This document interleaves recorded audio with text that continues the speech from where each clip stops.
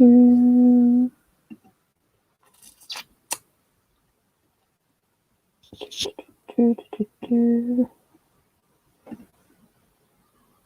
not sure if we are live. This is kind of just a test, so not sure if it's popped up into anyone's boxes yet.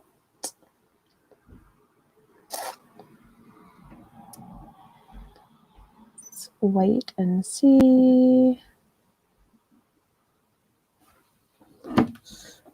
Oh, hi. This is kind of just a test run, so I'm not entirely sure what I'm doing. I'm checking to see if it's like on YouTube on my phone, so I'm not being rude, guys. I'm sorry. I'm good. How are you? This is kind of an imprompt stream, because just to see if it's working.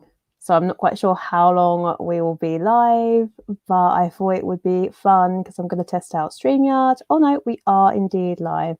How is everyone? Kaylin! Hi! Hey, how are you all doing? If this like shakes, I've got my laptop on this like weird table that I got recently, but it's actually quite wobbly, so I apologize for shaky camera movements if that is the case. But yeah, how is everyone doing? Let me see if I can show these. Hey, it's working. Yes, good. I'm literally getting the hang of this. If you want to come on, Caitlin, let me know, because I can send you the link. But yeah, we are live, not live. Private live, if that makes sense. Your shelves look so pretty. What lights do you use? So I literally just used some random Christmas lights that I saw like at my local garden centre that was going really, really cheap. So I just bought a couple of those and strung them on around the shelves. But I kind of am getting a little bit bored of it. It's probably because there's so many lights and it's super bright. So yeah, might have to change it. I'm hoping to decorate this room, so I'm thinking maybe pink tropical kind of theme, and I want to string them around the picture rails in the room. So yeah. But yeah, just basic clear Christmas lights, and there were two of them. I think they were like 12-meter ones. So yeah. Hey Manga Enchanted. Yeah, I'm doing well. How are you? I think we've got I think we might have a guest coming soon. I'm not entirely sure. Let's have a look. Hang on. I'll just send the link over, and when they are ready, they will pop on. So bear with me, guys. I'm kind of doing two things at once, and I'm not very good at multitasking, funny enough.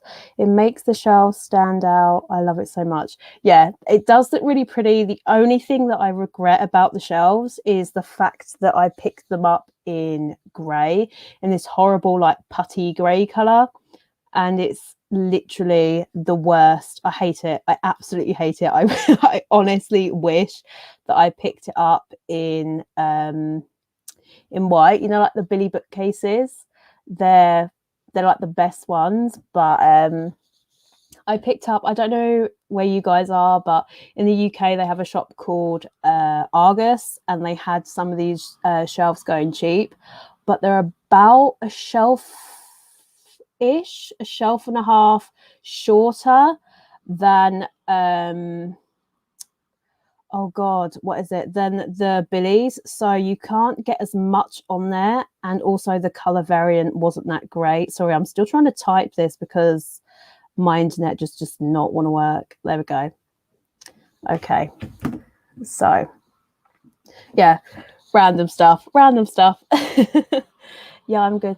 I'm doing good, thanks. Good. I don't know if we wanted to do like a kind of Q&A or anything like that. Like, let me know, shout some questions. But yeah, I got mine from Argus too. I have them in black. Yeah, the black ones look really nice. I quite like the black ones, but my room that I've got my manga in, basically my bedroom, is super dark. So having black bookcases isn't a good idea because the space is a lot smaller and it already feels quite enclosed as it is. As you can see from behind me, oh, that was my elbow. As you see, can see from behind me, I've got the bookcases as well as cuddlies and Funkos. So yeah, it's quite enclosed. It's quite enclosed in here, so black wouldn't be good for me. But we might be having a reorganization soon because I want to buy some billies just to maximize the space a little bit. So the haul videos are going to be, yeah, slowing down a little bit so I can save up for a good few billies and the extender units. So yeah. White shells look pretty, brighter color stands out so much. Also, Argo shells are like the same height but a bit cheaper. I have some of them because I can't go to IKEA. Shipping is, yes, shipping is super high. Like when I went to look for the billies in lockdown in the UK, it was like the shells are like 35 pounds, right? And then the delivery to where I live, like, was an extra £30 on top, and I was like, no. And that was towards the end of lockdown, but when I looked at the beginning of lockdown, I think it was free delivery, so I totally missed out. I totally missed the bag on that. I was like, darn it, I should have totally have got that when they had the free shipping. So yeah, that sucks. But where I am now, they are going to be having an IKEA built here soon. So I'm hoping, or around my area, so I'm hoping that I can run to IKEA then. That'll be good. But it'd be a couple of years yet. August Shelf Gang. Whoop, whoop. Yep, August Shelf Gang. Woo! So I've got a question for you guys. What have you been reading recently? I've personally been reading quite a bit. I don't know if you've been following me on my Insta stories, but I've read quite a bit this month, and yeah, it's been a wild ride of emotions, certainly with the ones that I've read. If I can check, I've put them in my highlights because I don't actually 100% remember which ones they've been, but I read was it Perfect World? I think it was Perfect World. Perfect World. Is it Perfect World? Oh no, please don't do this to me. Yes, Perfect World 1, 2, and 3. And oh my god, literally, guys, my heart after volume 3, literally, it felt like the author just ripped it out, chewed it up, threw it on the floor, and just trod on it. It was, oh, I just need that volume 4. I need that volume 4. I can't find it anywhere. It's out of stock. But oh my god, if you don't know what Perfect World is about, it follows not a teenager, a young woman and an office, and she meets one of her childhood friends at an office party, but she doesn't realize that since meeting him last, he has unfortunately become disabled. He was in a car accident and has become paralyzed, I think, from the waist down. So yeah, so she doesn't actually realize that until he goes to leave, and it kind of follows their romance or their relationship kind of story. Yeah, it's a hard hitter. It definitely makes you think about society and how they treat disabled people, and how people just are basically assholes in society. Like, they just couldn't give a fuck, and it's like really, really sad.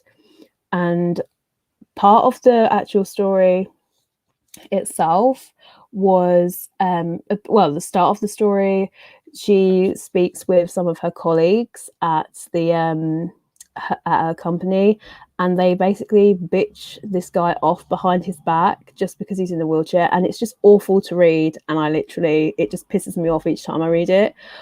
But the actual romance story between the two mains are just, yeah, I just really, really enjoy it, and I can't wait. Well, I say I enjoy it because it makes me feel emotional, but the actual story is hard hitting, so it's kind of double-edged sword, if that makes sense. Lottie. I've been reading Plunder and rereading Fruits Basket recently. Yes, I heard that we're in the final season of the anime reboot, so that's exciting. I'm not up to date with that yet, though. I think my boyfriend bought me season 1, part 1 and part 2. Oh, hang on, guys. I think we've got a guest. Hi. Hey, how are you? Really warm. Really warm. I prepared myself this time. I've got the window open. Yes. And yeah. fans. Oh my god! If you guys didn't know, me, Caitlin, and Tiffany kind of done a trial, testy kind of run for a project that we might be planning in the near future, and it was an absolute mess on my part. Like, it just was a complete mess. But yeah, it was a fun old stream. But yay! It definitely wasn't a short test. 6 hour. Oh my god, yeah, I know. Like 6 hour stream, 1 hour which we weren't even streaming privately on YouTube. It was just talking, but yeah, that was fun. Oh, we've got some more comments. What have we been reading? I read Noragami, Stray Dog, up to date, Promised Neverland, up to date, Yakuza Lover. And Incurable Case of Love, up to date. I basically binge read the series. I have to get up to date with them all. Oh, that's cool. I know we have thoughts on Yakuza Lover. Do love some steam, some nice spice. There was some heat in that volume. It did go from 0 to 100 really quickly though, right? It was a lot. Oh, we got another one. Also, I recently checked out Sesame Soul and Pudding, which is really good. Oh, have you heard of that one before? Sesame Soul and Pudding. I have not heard of that before. Oh, Lala Lottie, if you have like a synopsis, definitely drop it, because we don't have a clue. We have no idea. Manga Enchanted. And then mostly K-dramas, if I'm being honest. Okay, K-dramas. What K-dramas have you been watching? Are you a fan of K-dramas, Caitlin? I don't really watch K-dramas. You don't really watch them? Sorry. It's fine. It's a lot, especially if we read manga as well as watch anime, and then the K-drama fandom on top of that. That's a lot to take in. It is a lot. Hi, Emily. I watched your video today, Caitlin. Oh my god, I literally loved it. It was so chill, and like I was looking, I was like, can I see that volume 7 of Monster? I couldn't tell if it was there. Oh my god, when you mentioned, I went to the video and I was in the traveling mode bit, and I was like pausing my frame to see if I could tell if any of them were volume 7s. I couldn't quite tell the bottom shelf. I still can't find it. I don't know if it's like, it must be just out of stock everywhere. If I go into Brighton anytime soon, I think I'm gonna have to check and see if they've got like anything in the local stores, because oh my gosh, I need that volume 7. It left on such a cliffhanger of volume 6, and I'm like, I refuse to read it online. I'm not doing it. I'm waiting until I've got the physicals. But oh my god. What have you been reading? Have you read anything today at all? Oh, because unsurprisingly, the day we did our test stream, I didn't get much reading done. I decided that I shouldn't stay up and read. I should go to bed. Yeah. I read yesterday and binged like 4 volumes. So I read Persona 5/6. Yep. Which is pretty good. If anyone knows the Persona 5 story, we're just finishing. That's the game, isn't it? Is that a game? Yeah. I also read Monster Soul Volume 2, which is the same author as Fairy Tail. Oh, okay, Hiramashima. We love a bit of Hiramashima here. It's the 2-volume series, that's it. It's a 2 and done. That's pretty decent. I know he's like hundreds of chapters, like 60 plus volumes normally. And O Maidens in Your Savage Season, Volume 6. See, I've heard of that one, but I'm not sure about it. Is it like a high school romance? It's like, it's set in a high school. It's high school romance, but it's a lot more like down to earth and more realistic. It's about like 14, 15, 16-year-old girls coming to terms with their sexuality, and they're starting to see boys in different ways, and boys start to see them in different ways, and they're trying to understand what that means. Oh, and it's almost finished, isn't it? I think it is finished. I think it's only 8 volumes. Oh, if it's only 8, that might be worth looking into, because I've seen so many people talk about it, and it's like, but I've heard like mixed things, because like it could be a little bit awkward with like a teacher. Yeah, there are some. There's a bit with a teacher which is a bit weird, and it got a bit weird in volume 6. And there's a bit with a much older man. Oh. Young girls, that's a bit weird as well. Yeah, because it's like, I don't know about you, but it's just going to sound really strange, right? But I don't hate age gap romance, but as long as it's done right. So if there's like power play between like the younger character, so it's like the older character is of somebody that has authority or uses that as a way to get into the romantic relationship, that's where I have the problem. But if it's something like Living Room Matsunaga-san, where it's kind of naturally progressed, like that's fine. I don't have an issue with that. But it's just when they're like, it's just like, oh, I'm your teacher, so you will fall in love with me. Like that's like, no, that's freaky as hell. So weirdly, the teacher-student bond in O Maidens in Your Savage Season, the power play is done entirely by the student. The teacher is like, he's not really for it. Without too much spoilers, they end up walking a line, not knowing each other, and then it becomes established that actually they are student and teacher, and she then is like kind of blackmailing him with this to try and get him to, he's like not wanting to, but also so it's kind of like the grey areas kind of from the student rather than the teacher. Yeah, but the teacher doesn't help himself. Okay. Well, he just allows it to happen. Yeah. Oh, what have we got? We've got some comments.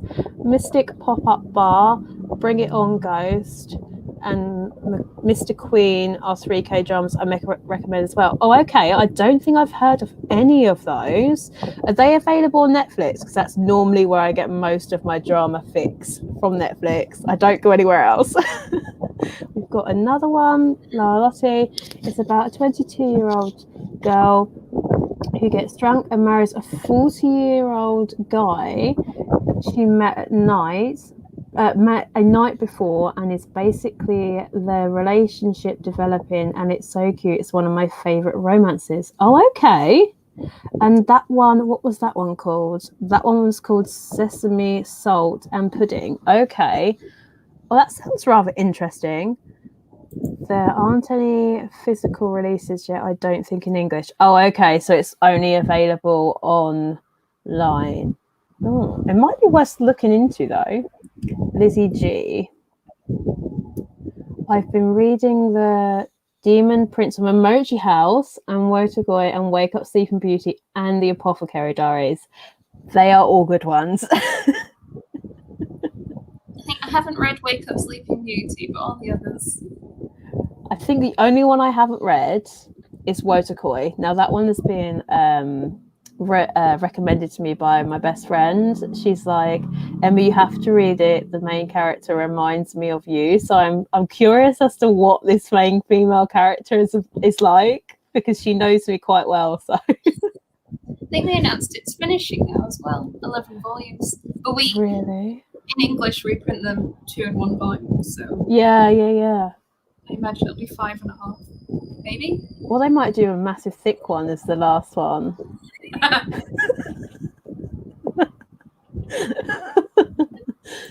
No comment.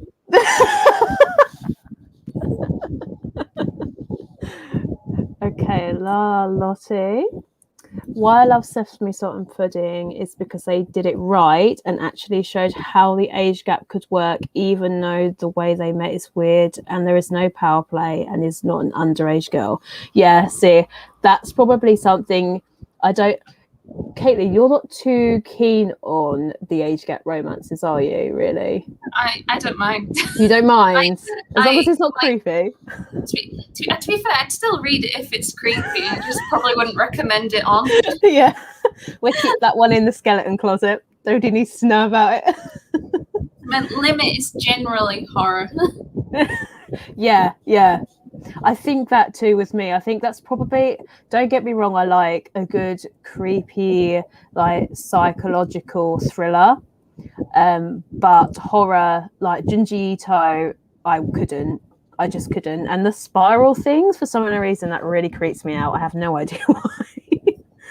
Mystic Pot, okay, Manga Enchanted. Mystic Pop Bar and Bring It On Ghost are both on Netflix, but Mr. Queen is only on Viki, I believe. Okay, thank you for letting me know, because I'm definitely going to probably check that out because I need a good K-drama fix. Lizzie G, it's so cute. I really, really recommend it. Is that... I'm guessing that is Wotakoi? I'm guessing. I'm not sure. Oh my gosh. I wonder if Tiffany will be able to come join us this evening. I'm not entirely sure. Mind you, I don't think her camera's working, so I'm not sure. Extra impromptu. Yeah. Might have to make do with her voice again. Oh, we've got another comment. Do either of you plan to / already read Berserk? I will let you answer this one, Caitlin. Yeah, I went on a massive Forbidden Planet. So when they announced his passing, I already had the intention to go and buy a whole bunch of Berserk as my next haul. And I saw a whole bunch of people already start scalping, so I decided to move that up. And I went to Forbidden Planet, and I bought every volume I could find. A single volume of each volume, if that makes sense. I didn't just go, yes, every single one they've got. For myself as a collection. Taking that? I mean, some of the prices I've seen on eBay, like, I could have absolutely made my money back quite easily, but I'm not a bad person. So I have quite quickly acquired. I applaud you for that one. I know most people would have been like, get it in my bag. Like, I think I bought 34 volumes of Berserk, though I'm missing 4, I think, because I already had 1 or 2. I'm missing 5 volumes, sorry. Unfortunately, I'm missing volume 2, so I can't get very far in at the moment. Oh, God. Was there a reason why you decided to go down the singles rather than the omnibus? I know you don't really like the big chunky boys. I have like 2 main reasons. Number one, if they're too, I like to hold a volume in one hand. If I can't like just read like this and I have like my water on, I'm doing something else, I don't like it. But also, if I got the big ones, they wouldn't fit on my shelves. That is true. I mean, your shelves are pretty darn high, but like but they're standard billies, and you're meant to without an extension, you're meant to be able to get 6, and I forced in 2 more so I can have 8. But it means I think I have now, with the extension, I have 9, and out of the 9, 4 of them can't fit a tall volume. So like Hell's Paradise, I can't stand it on 4 of them, so I have to lie them down. If I got those deluxe editions, it would cause pandemonium. That would be it then. Like, I think the Card Capture Sakura fancy editions are the only ones I've started to buy. Oh, they are so pretty. I think I've got up to volume 7. I think I'm up to date with the release, but oh my God, they are absolutely stunning, those ones. So gorgeous. I'm hoping that oh my God, is it XXX Holic or Holic? I hope they get an edition, because oh my God, gorgeous black hardcovers. that would have to be sold. Oh, but to answer your question, have I read Berserk? No, I haven't read it. I'm kind of unsure whether to, only because obviously, unfortunately, the creator has obviously passed away, so it's not going to get an ending. But I also hear kind of mixed bag review. So some people really, really enjoy it up to, I think, the Golden Age arc, and then after that they're like, oh no, it's not that good. So I'm on the fence. But if you guys think that, or Caitlin, if you think that I should give it a go, let me know. I will certainly look into it for sure. The moment I can get past volume 2, I will let you know what I think. Yeah. Let's have a look. We've got another comment. Junji Ito is unnerving as well as horror. He just makes you feel unsettled. Yes, that is true. The one with the mounting freaked me out, and it's the only one I read through, and it's a short story. Have you tried any Junji Ito, Caitlin? Or no, not even at all? I have a friend at work who is like really settled that I need to do a Halloween video and I have to read some horror, and I keep telling him no, and he said it's fine, you've got a few more months, I'll convince you. I'm like, no, you won't. No, not gonna happen. To be fair though, I think Hell's Paradise, it's not horror, but it's kind of gruesome enough. I think if you're not 100% into the horror genre, there's kind of enough violence and gory bits in there to kind of satisfy that. At least that's what I found with the 4 volumes that I've read so far. But yeah. Okay, what have we got next? I high-key need a new romance to check out, and now I have no clue what to check out next. Have you got any recommendations for romance titles? Where's Tiffany? Tiffany, get in here. What have I read recently? It's romance. Oh, Maidens, I suppose, is kind of a romance. Mm-hmm. And I'm really hyped about that. This is why I need my spreadsheet. I need to have my, because I mark like the date that I've read things. What are my recent reads? I think my recent romance would probably be, I'm just looking over my shoulder, guys. My romance ones are literally in that side. I separate them for like shonen, no, completed series, shonen, seinen, and then josei and shoujo. But I think my one that I'm reading at the moment is Shortcake Cake. I'm absolutely loving that. I've got up to volume 4. I love the art style. The whole boarding house romance setting is really good. But actually, my favorite romance at the moment is Sweat and Soap, hands down, without a doubt. Like, it's a seinen as well, which really surprised me because I wasn't expecting it to be so wholesome and tame. Like, when I think of a seinen, I think of like ecchi, dirty panty shots, like titties hanging out everywhere. Like, that's literally what I think of a seinen. So like when I found Sweat and Soap, I genuinely thought it was a josei, and then I found out that it was a seinen, and I was like, what the frig? I gobble that up for breakfast. Like, give me more of that Sweat and Soap. I'm happy with that. That's my recommendation. Like, having quickly checked my recent reads, okay. My current hype, another hype that's not Oh Maidens, I think is Hatsuharu. I'm really enjoying Hatsuharu. Yes, that's the one that's written from the guy's perspective. Yeah. And it's like, I've just read volume 3 and it was so wholesome and sweet, and it's not just, so you have the main couple and there's a few other side couples and they're just as cute.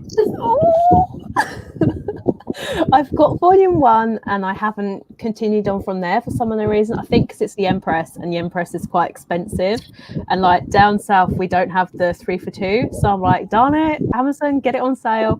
But yeah, that looked really good. I think it's complete as well, isn't it?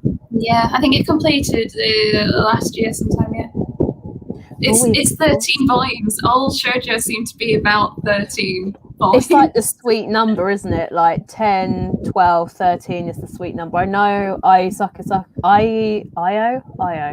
Saka, the one that does Strobe Edge, she tends to cap it about 10 to 13, and that's kind of like the sweet spot. But I know with Strobe Edge, I was like, we need more of this. We can't just leave it at like 10 volumes. We need more. No, it was like it just got to the good bit.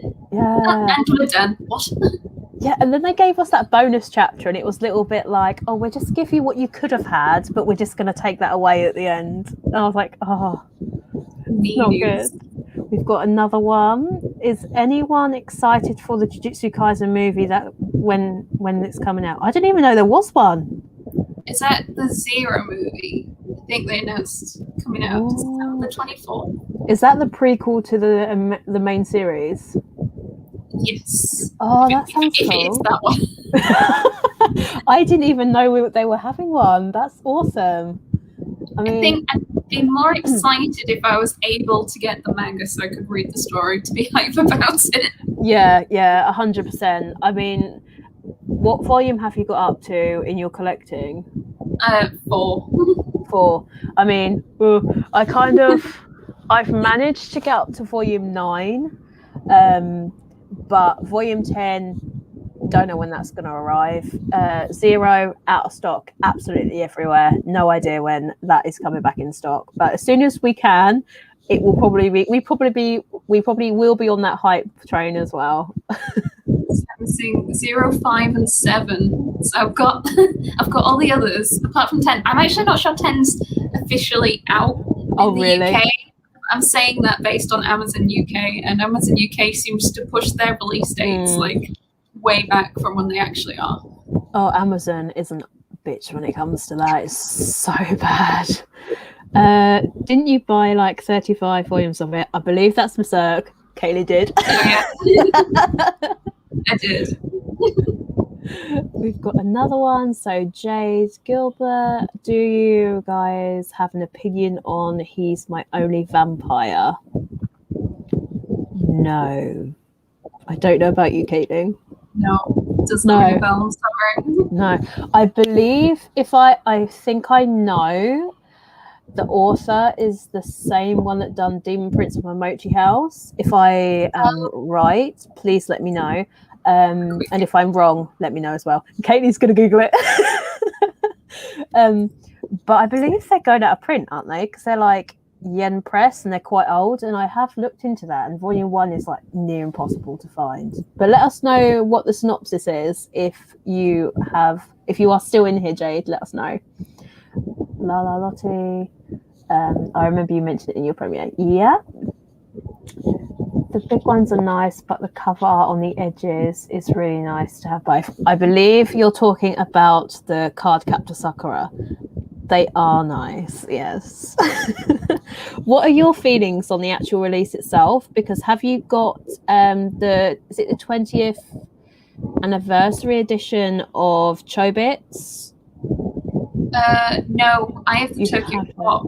You have the Tokyo Pop one. I picked up volume 2 when I had that really cheap secondhand store near me. So I picked that up in like 2015 and then didn't read it until about a month and a half ago when I actually managed to get volume 1. But I don't, maybe I was really lucky, but I managed to find all 8 volumes, besides the volume 2 which I already had. I managed to find all 7 for maybe £3 each, secondhand. Bargain, absolute bargain. Oh my god. Hindsight, I might have gone for the fancy editions, but they are really nice. I've got the 20th anniversary ones. The only thing I'll say about I compared the both, like the Cardcaptor Sakura and the Chobits one, and like in my opinion the Chobits one is done so much better. Like so much more thought was taken into actually making the volumes itself. Like there's so many more colored pages for the amount of money you're paying. It feels the right price for it, kind of thing. But with the Cardcaptor Sakura one, they've really like missed the bag on that. There's hardly any colored pages in it. Like the only color page that you get is what's printed on the front of the volume, so it's a bit of a like cop out from Kodansha. I think if I have a complaint about that, that's the only one that I have to complain about. We have got Morgan here. Hey Margaret's Manga. Lottie, Berserk covers are so pretty. I love the art on them. The art looks really pretty. The art does look really nice. And we've got one. I love the cover art, and that's my issue with the omnibus. Yeah. Well, after the golden age, it gets so much better, to be honest. I apologise, Lottie. I haven't read it. I don't know. And then we've got Hoden Age is nowhere near the best. I believe that's Golden Age. I don't know. Yeah, Golden Age. Margie's manga. Hey, just finished watching your but okay, that's not for us. Phantom Tales of the Night has some slight horror elements, I guess, but it's also beautiful art. Have you picked up Phantom Tales of the Night? No, but I have had multiple people recommend it to me. Same here. I think I saw Marg from Margie's manga in her live Insta earlier on today, and she had volume 4, and the art style looks absolutely stunning. Again, if you have the good old oh my gosh, what's it called? Synopsis, pop it down in the comment section so we can figure out what it's about. I know it's about I think a shop and a guy that grants wishes, but that's kind of all I know. A good romance for me is Sign of Affection right now. Oh yes. Oh yes. It's so nice and wholesome and sweet and slightly more grown up as well. Yes, like the art style is gorgeous. The volumes are beautiful, and especially volume 1. I don't know if you looked inside. They got like the color pages. Oh, it's gorgeous watercolor. Look, oh my god, it's beautiful. It's so stunning, and the actual story as well. It's so cute. Like, I don't even remember the name of the main guy, but the guy with the white hair with the tattoo on his finger. I mean, I'd have him as my boyfriend. Sorry, Reese, but I would. He is super cute. And yes, I am fangirling over 2D characters.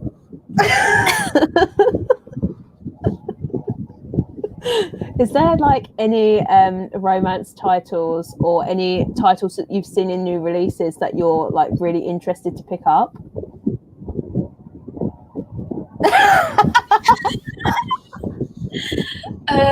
There must be. I know I've placed some on pre-order, but this is why I write everything down because I can't remember. There's a new one that I've seen that I'm interested in, and it's like Fist of the North Star. Oh, yes. I wouldn't call that a romance, though.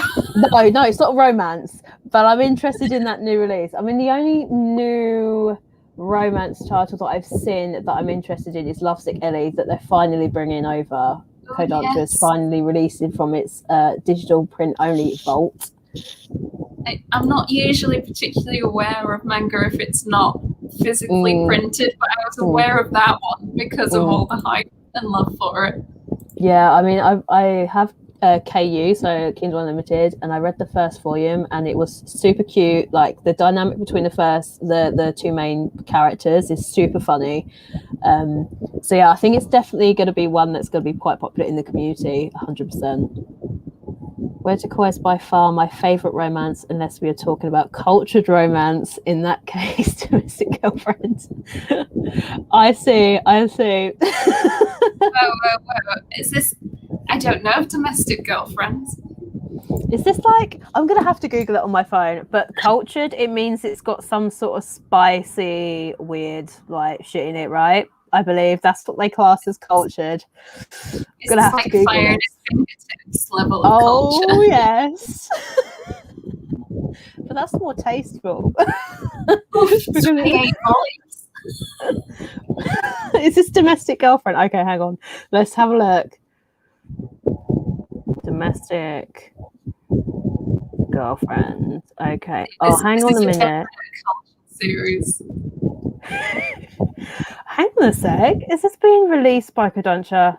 I think it might be digital only though, so I don't think either of us have checked it out yet, and I don't think Caitlin's would be checking it out.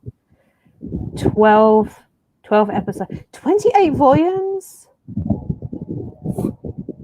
28 volumes of cultured manga. Slightly tempted.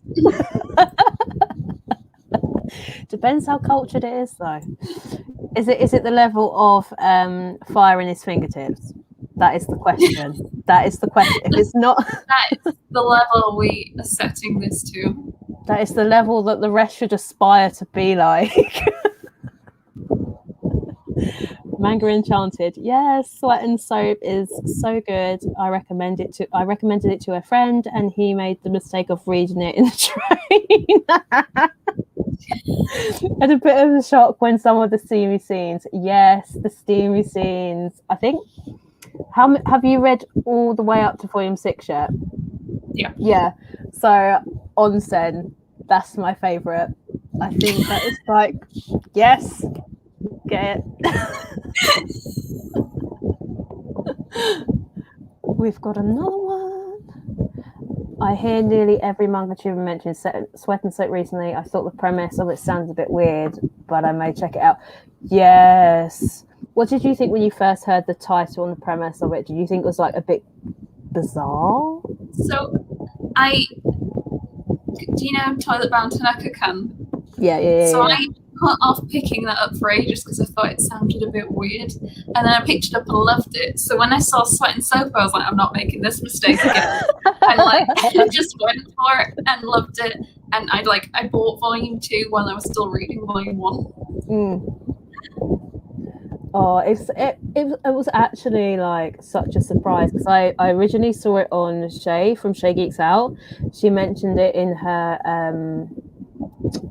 New and Notable, I think it's the series she does, and it sounded so interesting. I was like, oh, they are adults like around my age, like in their late 20s, like mid to late 20s, like because a lot of the market is saturated with teen romance, high school romances. Now there's nothing wrong with that, like I love a good teen romance, like that's what I grew up reading, but I'm kind of like at that age now where I don't know about you, but I like to read about romances that are close to my age group, that are more relatable, so more josei titles and stuff. But that was a seinen, and I was like super shocked. Like, I definitely think like the beginning bit of Sweat and Soap is a bit weird. Yeah. Like them getting together. Yeah, like, it was like done. It's a bit questionable. Definitely, like it was just the whole. If you guys haven't read it, like throwing out spoilers, but this is the first volume and the first chapter, so I wouldn't class it necessarily as spoilers, but like they kind of meet in the lobby of Asuka's her workplace, and she's admiring like the soaps of her company that she works for, and the guy basically catches a whiff of her scent. He just like walks past, he's like and he like chases her and is like, oh, let me smell you every day, like, and ends up having like lunch meetings and then just to cop a like good old whiff of her, and it just starts like that, and it's just super weird. They like meet up in like stairwells where very precarious places, in a good old closet. Like all the places that you would not really expect them to do, but super strange. Thank you so much. Hello, hi Hope. Hello. Oh, Lala Lottie's gonna leave. Oh, I think we've missed you. Bye. Thank you for joining us on our impromptu stream that we didn't plan on streaming. Emily, oh, we've got an Emily, and I've missed her comment. Where is she? There she is. Can you please save the stream to your channel so I can watch it from the start? Yes, I will. If I can figure out how to do it, I will do it. I'm sure. I mean, were you able to save our last one, weren't you, Caitlin? Yeah. So hopefully you might be able to give me the lowdown on how to do it, because I have no idea. Be more careful about not swearing now. I've gone past the point. I've gone past the point of no return.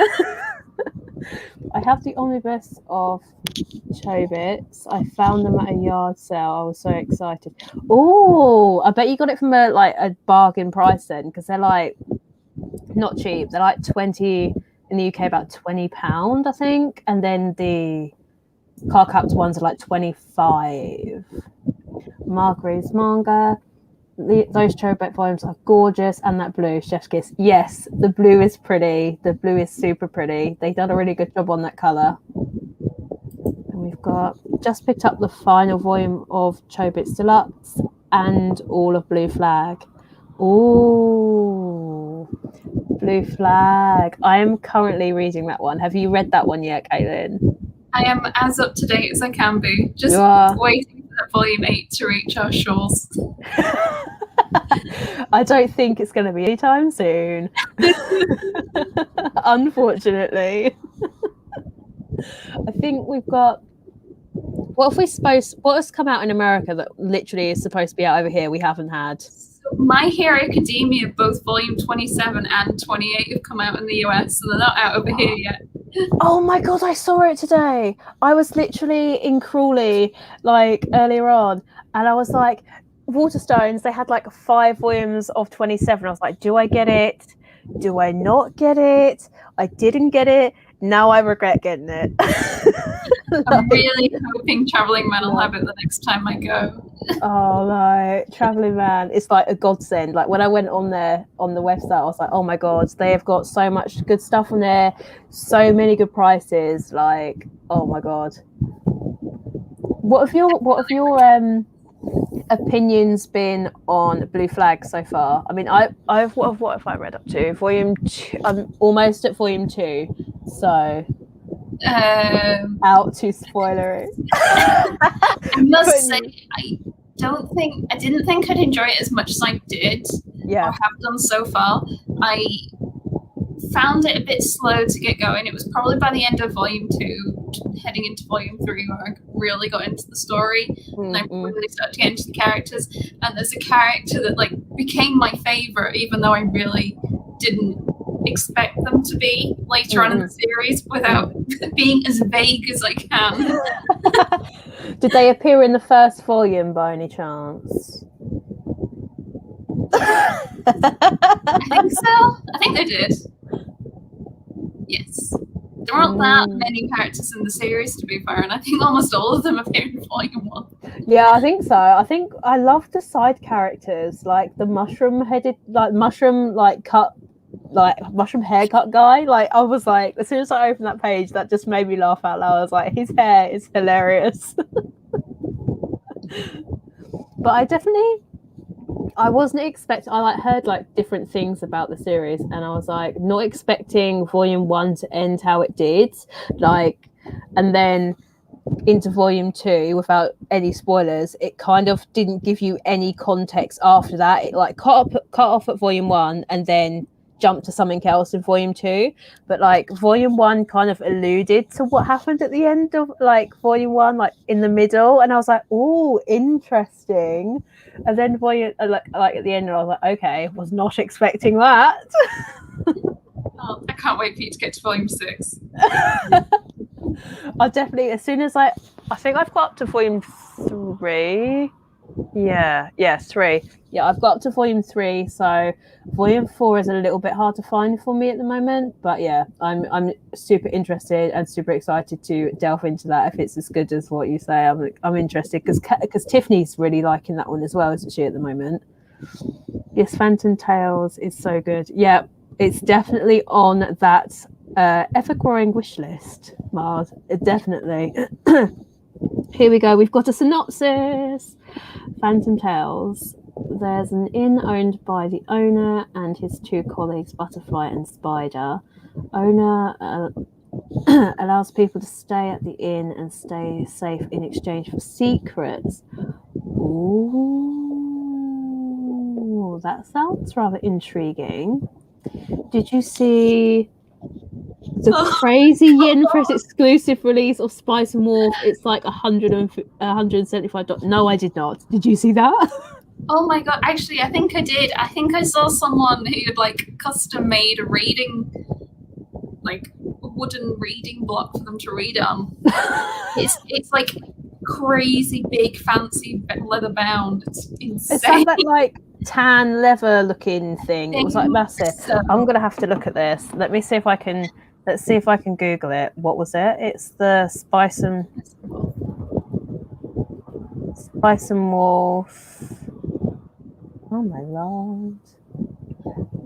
Exclusive. Expensive. Oh god.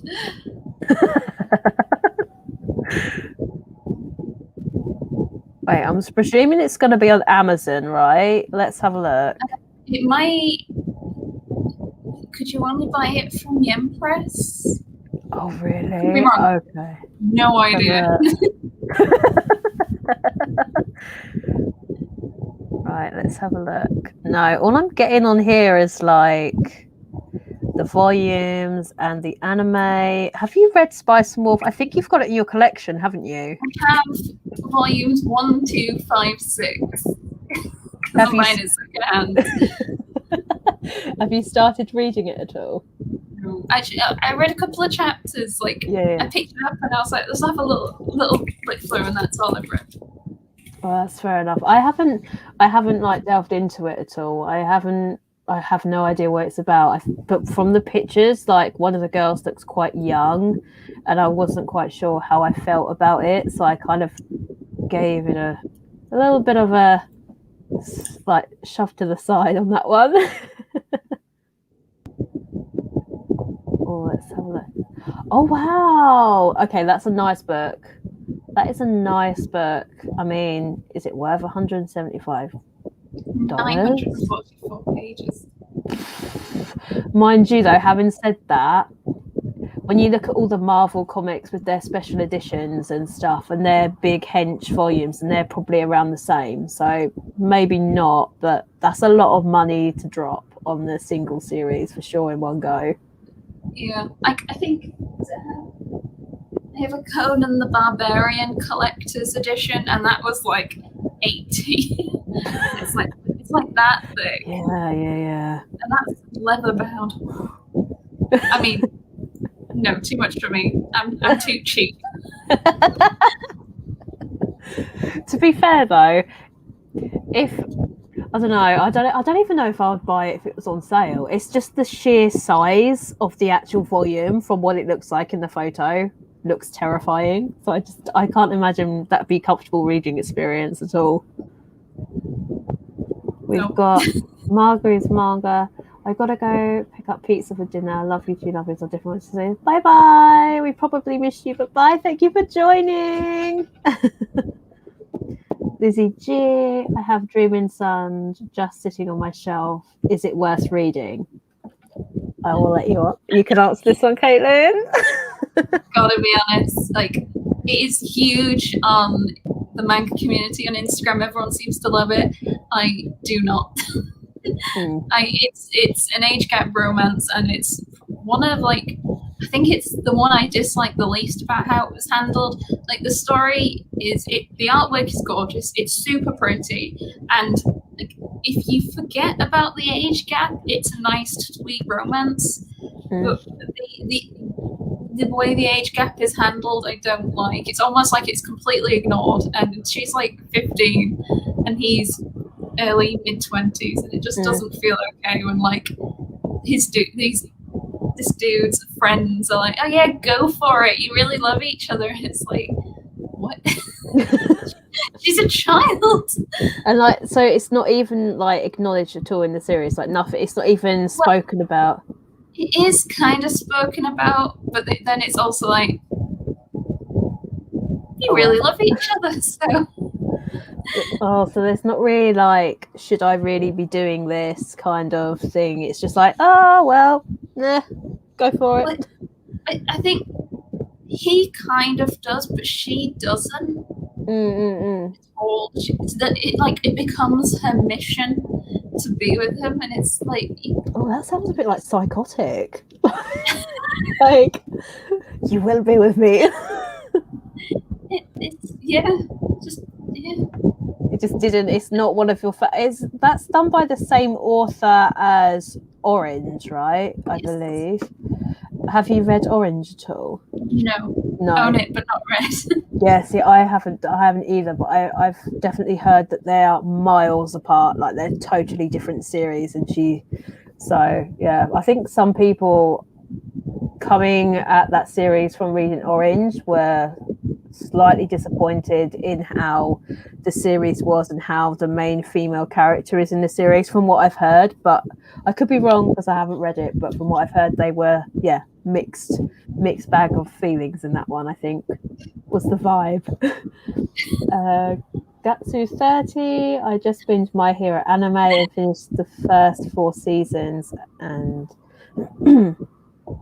ooh, okay. I haven't actually, me personally, I haven't finished. What have I got? Season 2, part 1. That's as far as I've got in the anime. I just can't. I don't know why. It's just not gelling with me at the moment. Have you? How do you feel on the whole My Hero?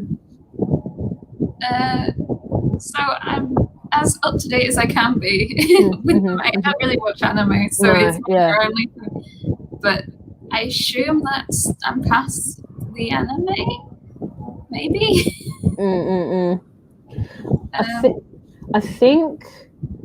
I don't think they've animated anything that's up to date yet. I think they're a couple of volumes behind, but I could be wrong. But I don't know about you, but I felt like around volume 22 and 23, I kind of got a bit burnt out with the series. It was like where they were doing their fighting against each other training kind of thing.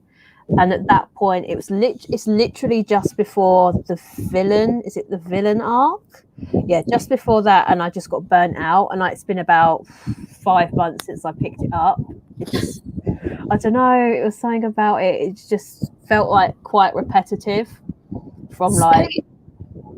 I actually quite like those bits because I like seeing how the people with different quirks interact and fight each other. And I think that's why I really enjoyed the new spin-off they've done, Team Up Missions, where they just like randomly throw different heroes at each other and see what happens. Have you given the My Hero Vigilantes a go yet? I have. I've only read volume 1. Yeah. That was quite surprising. It's like a slightly more darker. Because they're vigilantes, of course. Yeah. And they're not following the law, but they're still trying to do good things. And like the main guy's quirk is a bit shit, but he's still trying to make it work. I haven't actually given that one a go. I got it on the shelves, but I just haven't given it a go. I think the issue for me personally was when I was reading My Hero. I'm a massive like Marvel buff, so I love the MCU. I've watched a lot of the movies, and I think around that same time I kind of overdid it on the whole superhero thing and got burnt out. So when it came to like reading Vigilantes, I read a chapter and I was like, I really just can't be bothered with it, and it's just stayed on my shelf ever since. And I feel so bad because like I want to read it, but it's almost like you've got to be in the mood to read them. I think that happens with some series. I don't know about you. I always am a little bit like that. I really find it hard to binge a series in one go. I'll often read a volume and then go somewhere else. And then a few volumes later, I might come back. Yeah. But I can never do a whole bunch in one go. We've got another one. The beginning of Blue Flag was slow paced, but it picked up pretty nicely. I'm up to date with it at the moment, and yes, for volume 8 feels endless. I'm pretty Manga Enchanted. You're from the UK as well, so you feel our pain. You feel our pain with those releases, girl. Theory, I think it's the end of July, but okay. Fingers crossed. I'm currently reading Made in Abyss. I really like it. Ooh, have you read Made in Abyss? I have read Made in Abyss. I've read volume 1, 2, 4. I think I've read 4. I've read 3. I must say it's really weird because it's like almost entirely grey. There isn't any white on the page, so I can't read it in my dimmed fairy lighting. Darn it. It's a bit strange. Like, I'm enjoying the story, but the fact that they're children, some of the things that happen is a bit weird because they're children. There's a lot of child nudity and peeing everywhere. Oh, that is a bit strange. It's a little bit weird. That bit. Yeah. The stuff.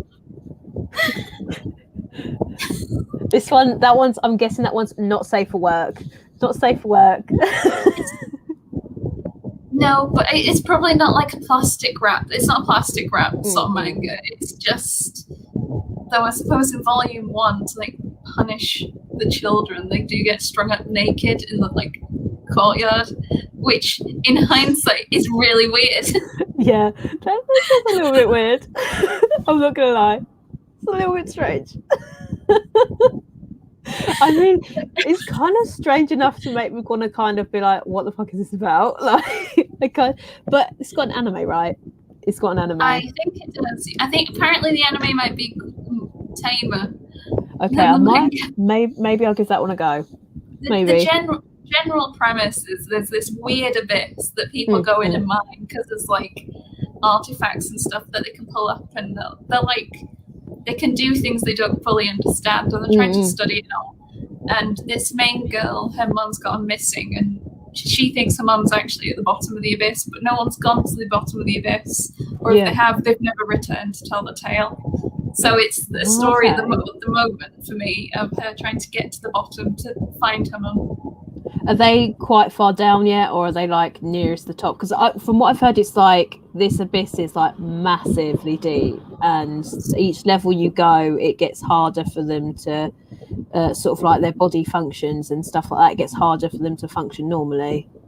So I think is it 7 or 9 levels in general the abyss is sorted by, and I think they've gone to like 5 or 6 at the point I am. But they've definitely slowed down a bunch, and I know someone who's read up to date with what's out, and they say that they like slow down even more. Oh god. It just feel like they went down like halfway in 2 volumes. Oh, that's fair enough. I suppose as they get further down, it gets harder for them, so they're going to have to stretch it out a little bit more in the series. That kind of makes sense. Mind you, if they probably want to do it just to keep the series going, to be honest. They've only got 9 levels. We've got another one. Hope, Orange Omnibus 1 and 2 is great. Orange Future, not so much. It felt unneeded. Oh, okay. To actually have Future. I kept forgetting it's a thing.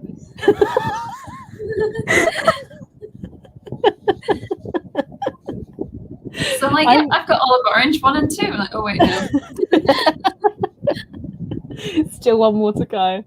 I have a funny feeling that was the general consensus, though, like from Instagram and across YouTube. They kind of felt that it was kind of just a bonus like volume that wasn't necessary. It was kind of a bit meh.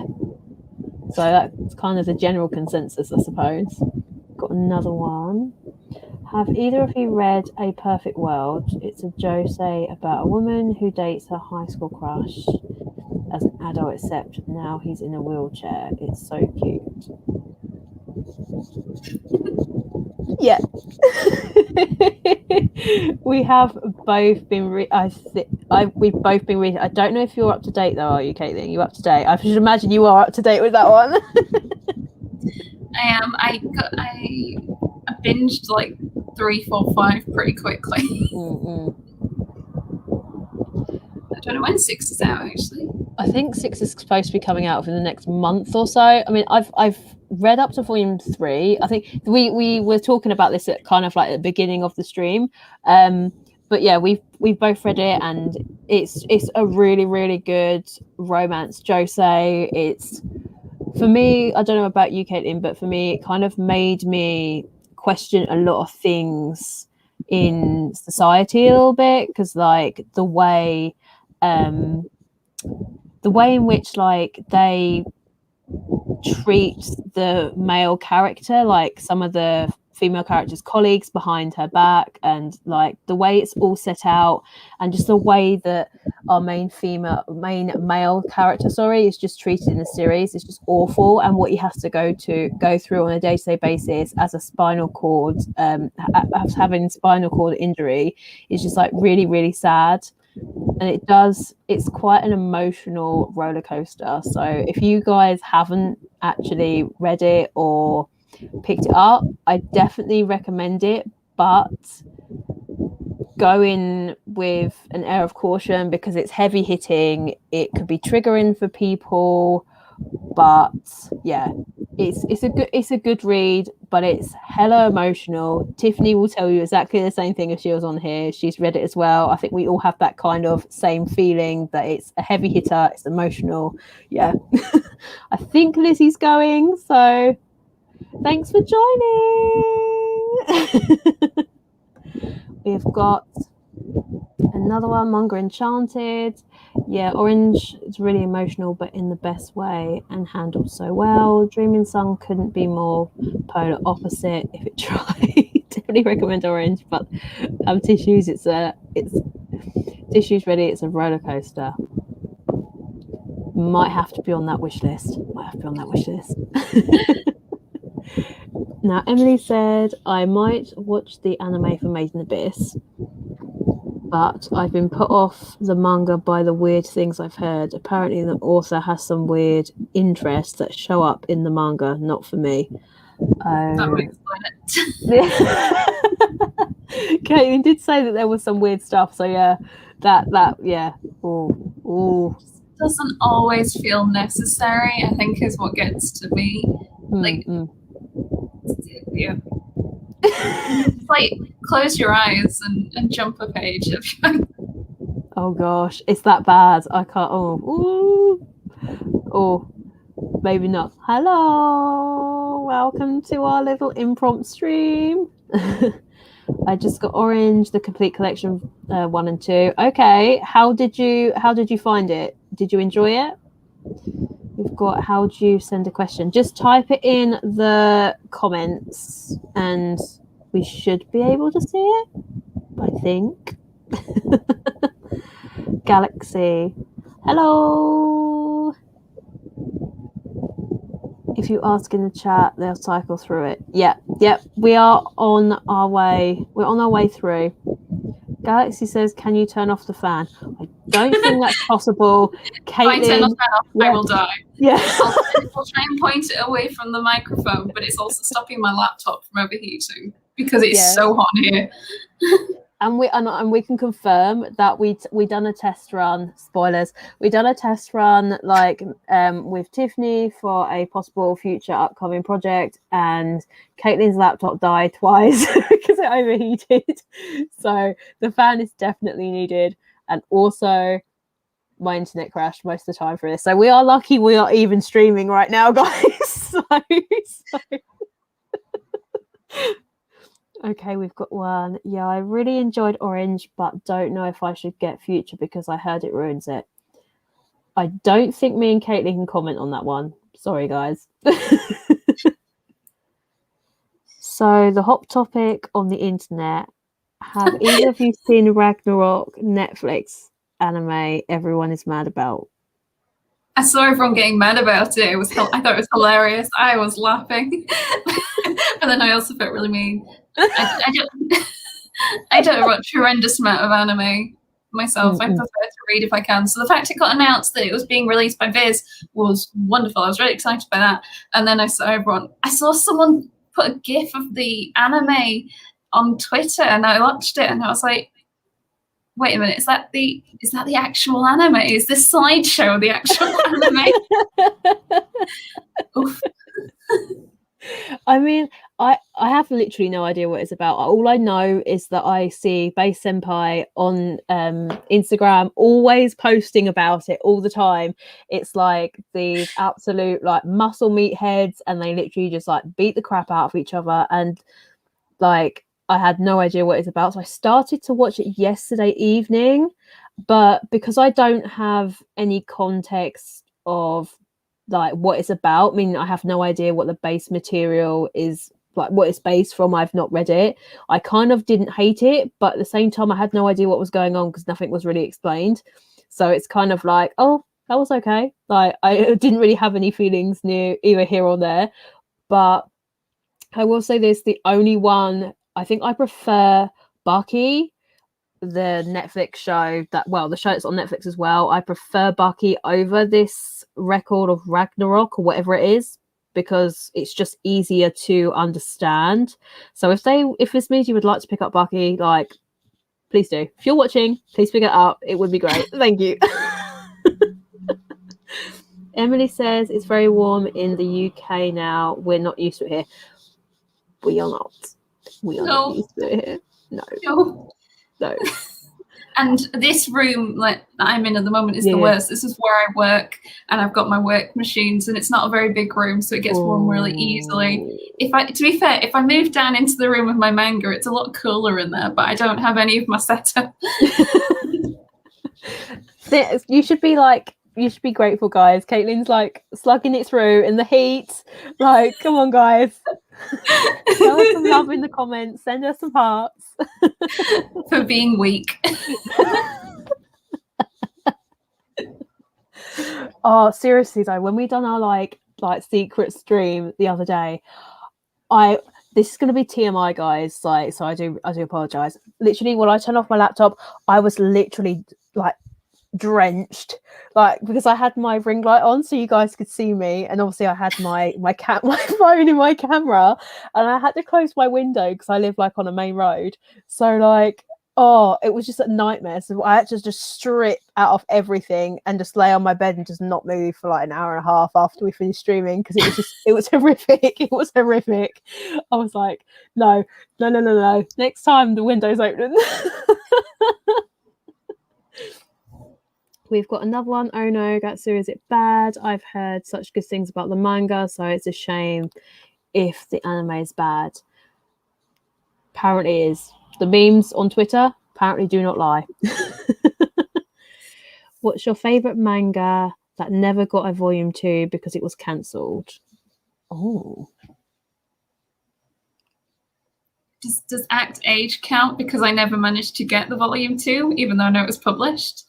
To be fair, I would probably say the same thing. I mean, I know the author's an absolute douchebag, but like, if he hadn't have been a douchebag, the actual series itself looks pretty stinking cool. Yeah. Like the whole premise of it, like, yeah, it looked interesting. I'm not gonna lie. Like, screw you, author. Like, the poor artist. Yeah, I really hope that they allow her to do something else in Shueisha, because her art was absolutely gorgeous. Like the eyes, she had amazing art. What about you? What was your favorite manga that never got a second volume? How about you guys? What were your series? Because honestly, apart from Act Age, I can't think of anything else. I can't think of anything that got cancelled at volume 2. No.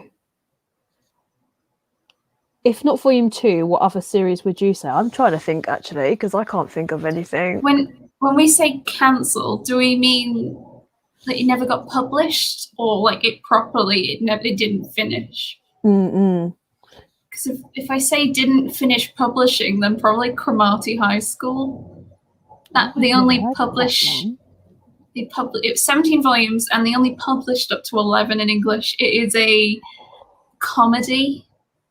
It's set in what is it, in the 90s? It's in like a high school, and this guy and his friend want to go to the same high school, but one's really smart and one's really dumb. And they're like, well, let's go to this really rough high school.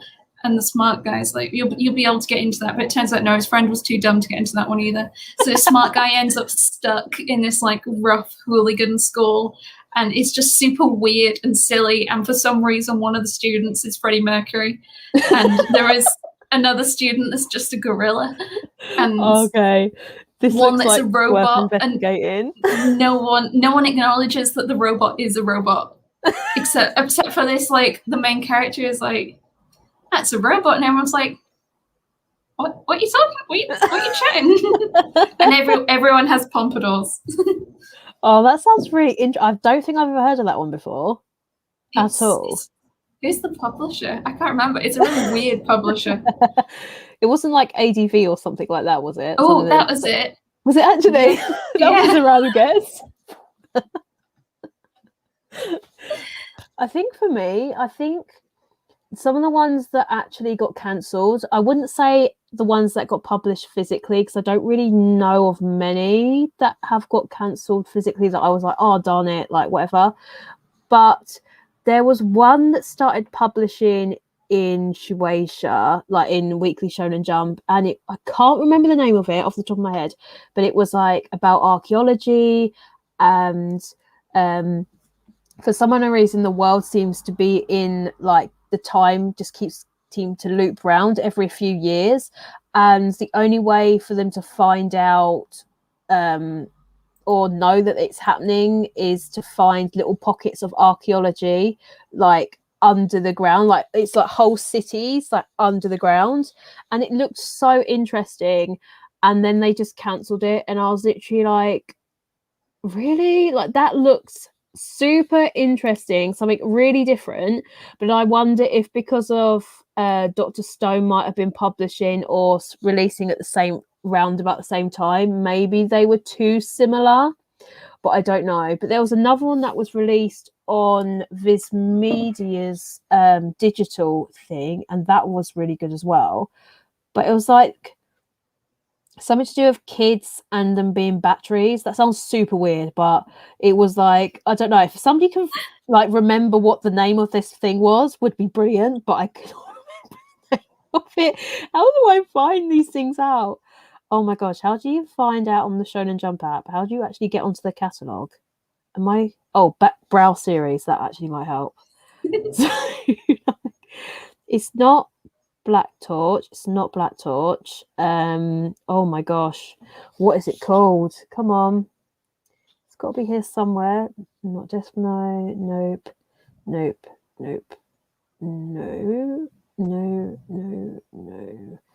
I think Guardian of the Witch was another good, promising up and coming one that they just decided to give the old axe to. Oh, that's it. Hellwarden. Is it Hellwarden? I think it might have been Hellwarden Higuma. I think it got 3 volumes and then Shueisha axed it. Like, there's quite a few of them that they just decide that it's just not worth it and throw it in the bin, unfortunately. But that was one that got the job. I think. Bye, Manga Enchanted. Thank you for joining us. I hope we can speak to you soon. We probably will on Instagram, to be fair. Emily, did they do a Way of the House Husband? I've heard that's barely animated on Netflix, but I guess it's nice to put voices to the story. So from my understanding, what they did to Way the House Husband still had more animation than what they've done to Record of Ragnarok, but I've not watched either, so I can't confirm that for sure. But based on what I've briefly seen of both, Oh, okay. I'm kind of interested about that. I might have to check that out because I've got the first 2 volumes of the manga, and the manga's hilarious. Like, the manga is super hilarious. So if they've like ballsed up the anime, I'm gonna be really gutted.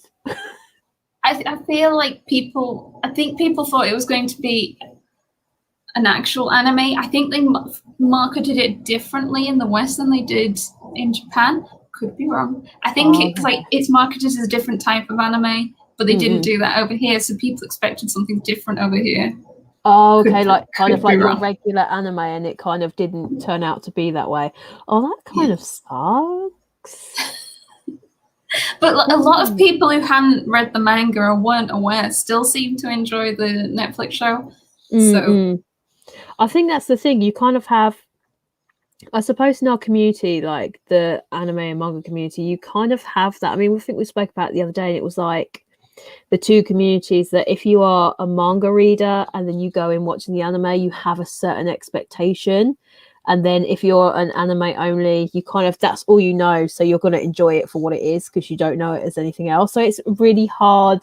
I think it's hard for the animated studio sometimes because like they obviously have the source material, but they also want to have that sort of like creative license as well to kind of be a little bit different and kind of come away a little bit from the manga, but not with The Promised Neverland. You should not have done that. It's just sore subject. We've got another one. Yeah, it's very warm here in the UK. It's not prepared. No, the UK is not prepared for this. We are not prepared. We do not have air conditioning. We're lucky if we get a fan that works. We keep being promised it's going to rain, and it hasn't yet rained up Is up it in not the rained north. where you are? Nope. It's been this afternoon. It's like chucked it down, but it's no cooler. It makes no difference at all. Whether it's raining or if it's sunny, it's still really warm down south. Oh no. We've got DB Otaku, and it's been raining all day. Typical English weather. Shay, rain. Bring your rain to Yorkshire. The sacrifices. We are grateful. They are grateful, Caitlin. Do you have a favourite one-shot manga you'd recommend? I don't know too many one and done stories that are just one volume.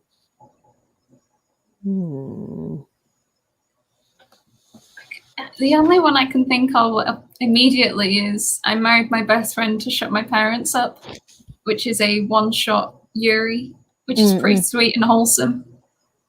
I mean, it's quite a thin one-shot as well, so you don't.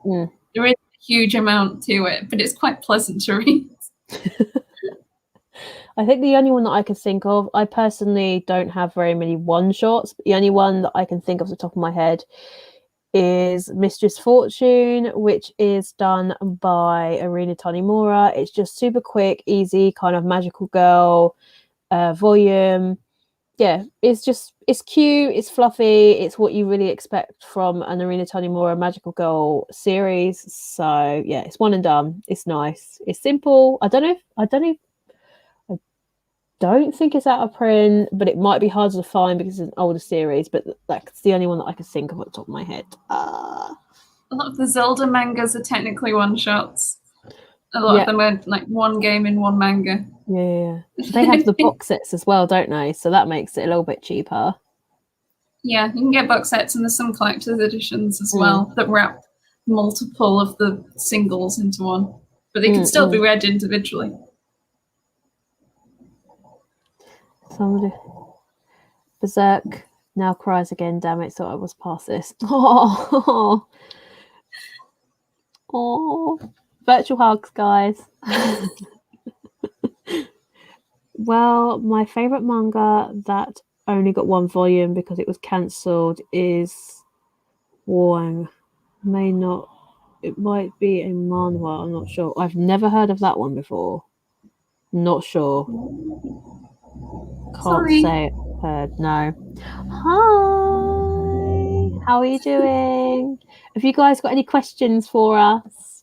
You could do like Q&A shout outs or whatever you want to do. If you want to have any questions, shout them and chuck them our way. Let us know what you have been reading recently. If you are new to the stream, I think we've been reading a reasonably decent amount between the pair of us. Although Caitlin is smashing it out of the park. How many volumes have I read this month?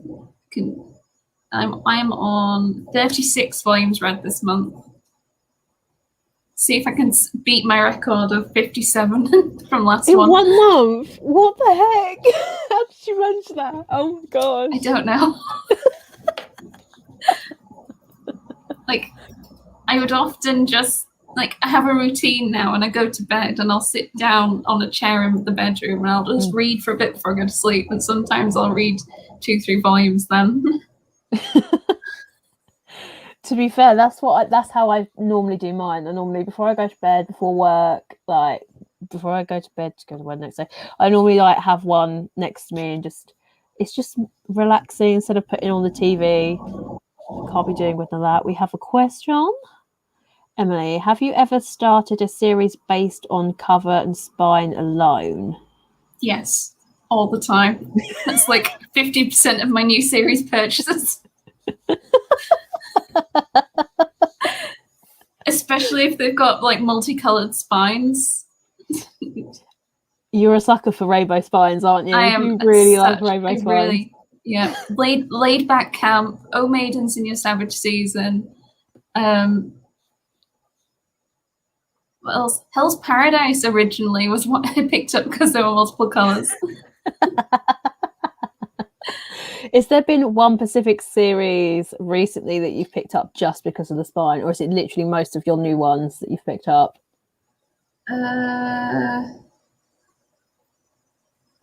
This is a question. That is the question. I'll have to check the spreadsheet. I love the spreadsheet. I love the spreadsheet. I wouldn't be able to cope without the spreadsheet. Let's. Oh my gosh. Well, none of those are new series. That's not helpful. I think for me, the one that I've picked up based on cover alone is Love of Hearts. I think it is that one that I spoke to you and Tiffany about the other day. But that, I wonder if I can. Let me see if I can get it on my phone, because I'm not capable of sharing screen because I'm an idiot. Okay. Love of Hearts. I think that's what it's called. Or Love of Heart, I think. Nope. It's just giving me those weird oh, here we go. I can show you the picture if you guys can see it. If my phone wants to load. Again, the internet's not great here. So this series here, I picked that one up basically because of the cover. However, as I say, looks can be deceiving. This series is really kind of unnerving. The main character is super creepy. He basically, I can't really remember the whole premise of the story, but all I remember from the first volume that really sticks in my head is this female character on the front is on her way home from school. I believe it's school. I don't think it's college. It might be college.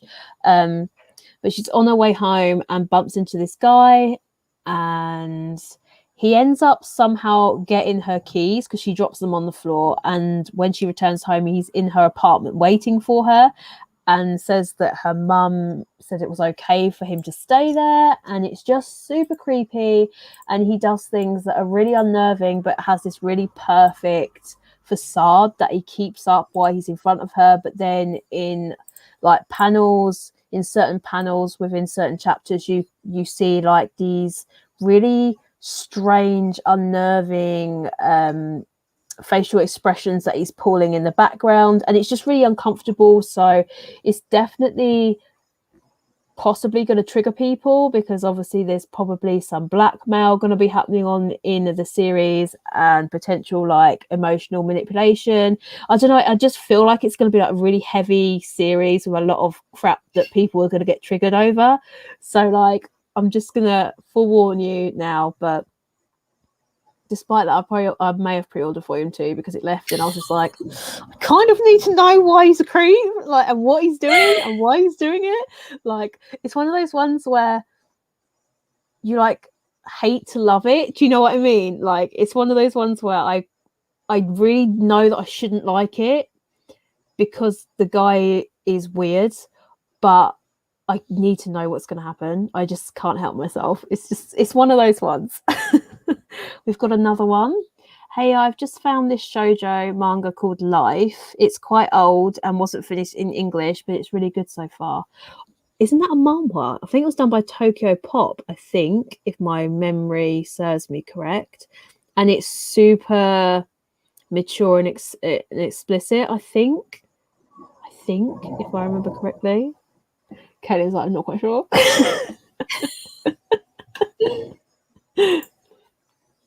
We have got another question. What is your favourite genres? Oh, okay. Would you like to answer this one first, Caitlin? I have a funny feeling I know what it is. Isekai. I love Isekai. All about Isekai. Caitlin is our Isekai queen.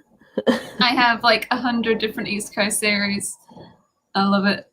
What is your favourite Isekai? If I was to put you on spot, like, what is your favourite Isekai?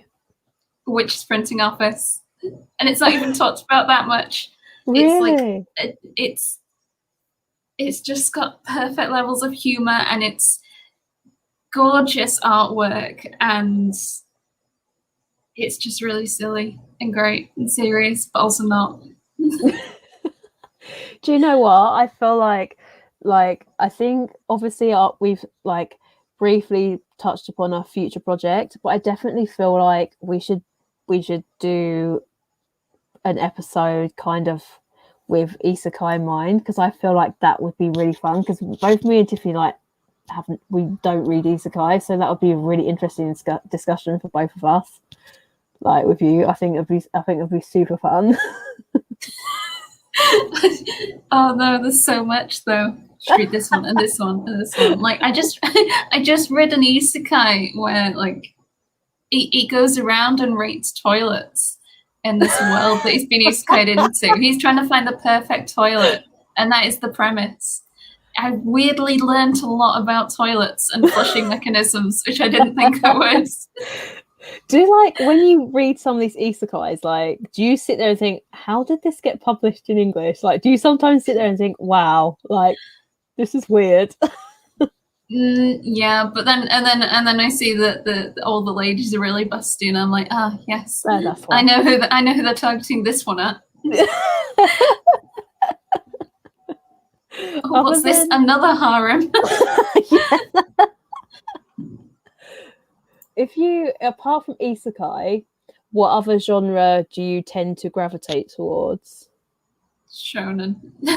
like with all the fancy charts I can get on my spreadsheet, more than 50% of my collection is shonen, but that is definitely skewed by the fact I have series like One Piece, Fairy Tail, Naruto. Classic big old three from when we were younger. I think for me, if I answer this question, I think it's really hard for me to put my finger on a genre, if I'm being honest. If any of you guys have checked out my collection video, you would know that I have an array of genres. So it's really hard for me to pin down what one I like most, because when I read manga, it all depends on how I feel, my emotional state at that moment in time when I'm picking it up and reading it. But the majority of my collection is shoujo, but I don't really have a favorite one. I tend to gravitate now, like when I was younger, it was definitely fluffy shoujo, without a doubt, fluffy shoujo. But as I get older, I'm loving like yokai, supernatural stuff. But it all depends, really. It's a really hard question to answer, but I think for right now, from what I'm reading, is romance. So I wouldn't necessarily say shoujo, but I would say just the romance in general is probably what I would gravitate towards in this particular moment in time. But we have got another question. Any digital recommendations? Ooh. Is that one down to me? That is down to you. That one's down to me. Okay, let me check my Kindle Unlimited, because I have recently been reading one. Oh my gosh, where are you, Kindle? Come here. Without a doubt, actually, hands down, I would recommend Tokyo Revengers. If you haven't been reading, oh no, it's just slung me out. If you haven't been watching the anime, do check it out. But the manga is so good. I'm up to date with the 19th volume. It's kind of a time travel, I guess that's classed as supernatural, like high school delinquent kind of series, but it's so good. It's super well done. Basically, our main teenage boy ends up getting thrown back in time, and he has to change. In order to change something in the future, he has to go back and change the past.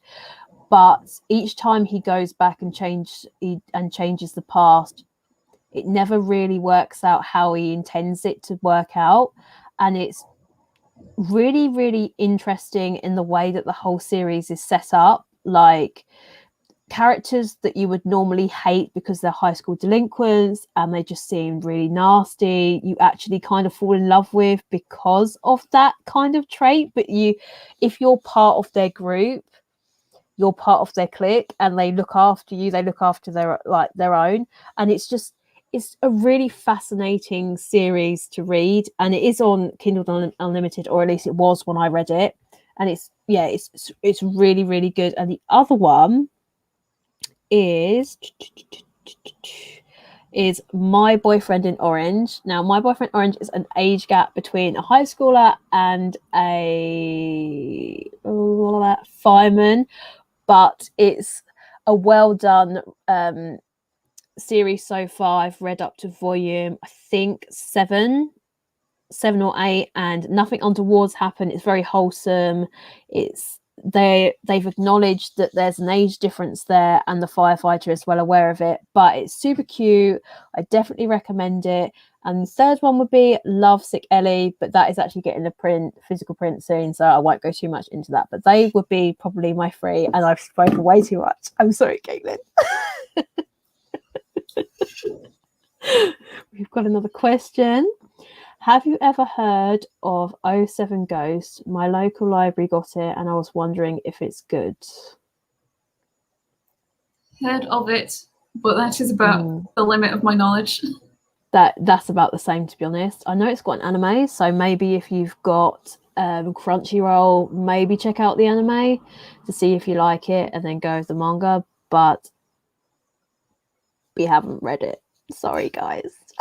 Always impressed to hear that libraries stocking manga, though. Like, I've never been to a library that had manga. No, like, I don't know about you, but my local libraries, I think when I was a lot younger, maybe had 1 or 2 volumes, but if I was to walk in there now, I highly doubt they have anything in there at all. And I don't think they ordering manga either. So if we was to ask them, they would just be like, we don't have it, and that would be it. Because I know in America they can do that, I think.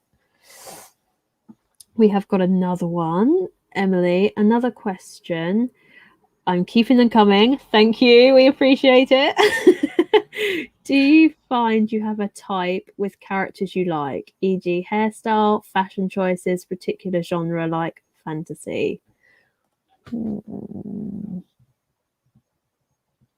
you have a kind of type with characters that you like? Fun. I like comic relief a lot. That's probably not too scrawny. I like if we're talking in that sort of but usually if they're just like funny and like grr. A bit beefy. I don't know. Maybe. I just not too gangly with like legs for days. That's a very shoujo-y thing, isn't it? Really long legs. Yeah. They freak me out a bit. Honestly, I think this is going to be like, I'm going to probably get the precarious looks. I can imagine them on the screen.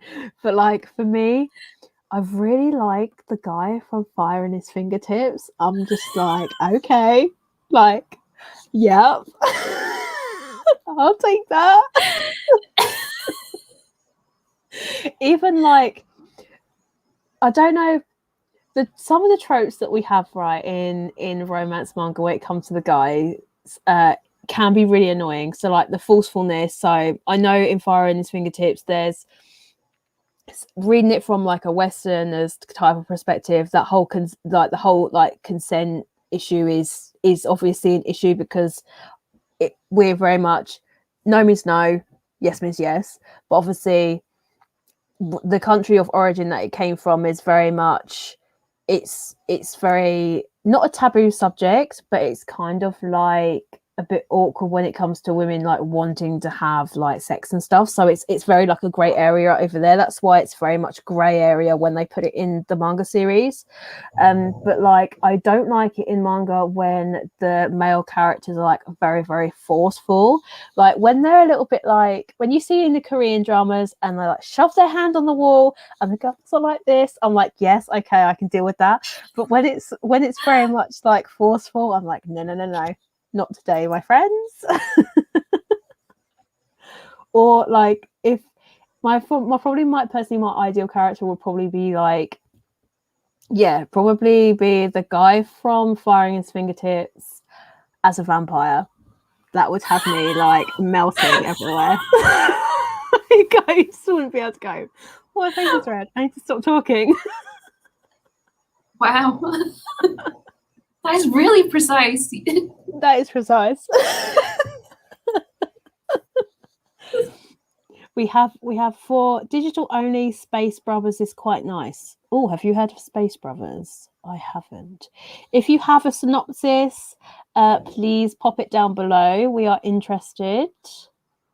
We've got Emmy Bryan. I'm a big anti-heroes myself. I like not bad guys but good guys. They don't play by the rules. Necessary I do. Punisher, Venom. Okay, yeah, I can see that. Okay, on my channel and podcast, I've been speaking about this, but I'm trying to find the scariest manga because I'm going to make it a series and just want to find the scariest manga. So do you know any? I think you might have the wrong people to ask. Sorry, that's like the one thing I avoid, is anything that'll make me go, because I'm a right wimp.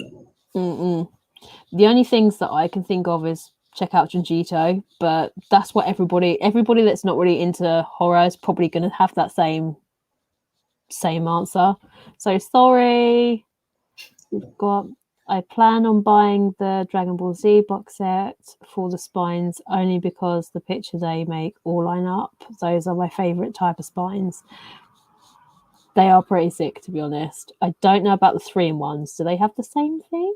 I'm not sure. I don't think so. I think there's just pictures of Goku on the side. Yeah. Not as good as the other one. Okay, we've got speaking of Isekai, have you read A Gentle Noble's Vacation recommendation yet? Ooh. I have.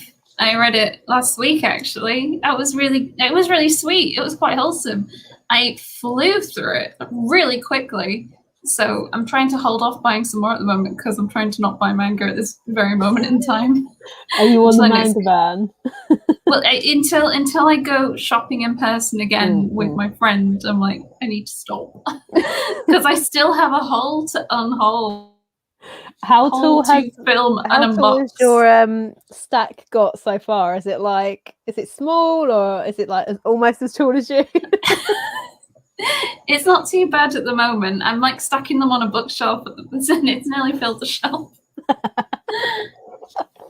How do you have like the self-control not to open them? I don't think I could. Like I think I would literally just rip into it. Every now and again I'll open one or two, depending on my mood, but like I'm also like I have enough to read. I have enough unread. I'm fine. Have you got like a bigger to be read pile than you have actually read? No. I'm at 32.3% unread at the moment. And that's amazingly good. Your collection is massive. I'm well impressed by that statistic. I mean, original goal was less than 10% unread. Okay. That's mad. And then I also track pre-orders as well, and that's a smaller. I think that's about 8-9% pre-orders. Yeah. Blimey. I don't even want to hazard a guess, to be honest. But then before I was able to buy like my manga physically, I did used to read a lot online, and now I know this is a taboo subject within the manga community, but back in the day me and Caitlin are kind of the same age, so when we grew up, like there wasn't a whole lot of manga physically available in the UK or probably in America or in English full stop physically. So the only way for us to read would have been online back in those days. So now that I'm a lot older, I have the financial means to be able to buy them physically. I have collected a lot of the ones that I read online. But yeah, I don't think I've read a lot of them physically, but obviously I read them a long time ago. So like Central Phrases is one that I haven't read physically, but I've got it because I read it like years ago because I kind of felt a bit bad about it. So now I don't necessarily read it online unless it hasn't been translated into English. So Kingdom is one that I had read until recently online only. But yeah, that one's kind of like a taboo subject in the community. So I'm gonna try and stay away from it. Don't want to cause any upset. We have another question. Have you read Boofery? I assume that's maxed out defense. It's a kind of an Isekai. It's like a Sword Art Online Isekai. They're in a video game. I think it's that one. Okay. I would like to, but I haven't seen it in stock anywhere yet. So I'm keeping an eye on it when I go shopping. If that's the one you mean. If it's something else, no idea what you're talking about. Sorry. Is it supposed to be coming to release in English? Yeah, and it was meant to be out a couple of months ago. And to be fair, I haven't checked in a little bit on like Amazon, but I've been keeping an eye out in Forbidden Planet. It's probably what I'm. The moment I see it, I will be.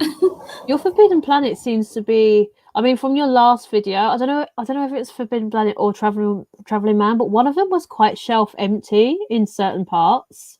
So obviously, people are going mental for manga at the moment. Yeah, it was. Lots of people were walking while I was there, and they were walking out mainly with like the big popular shonens at the moment, so Demon Slayer, Promised Neverland, One Piece, Naruto. There were people walking out pretty quickly with those. Then you're like, Berserk. I'm like sneaking around going for all the other ones before they realise that those are good as well. I think it's funny because I wonder if some of these people that are picking up The Promised Neverland maybe have watched season 2 and have heard like the manga onlys or the manga fans that have like been really pissed off about the second season adaptation and have been like, what is all this about? And we're like, read Goldie Pond and then you'll realize what you guys have missed out. Well, I think we have another question.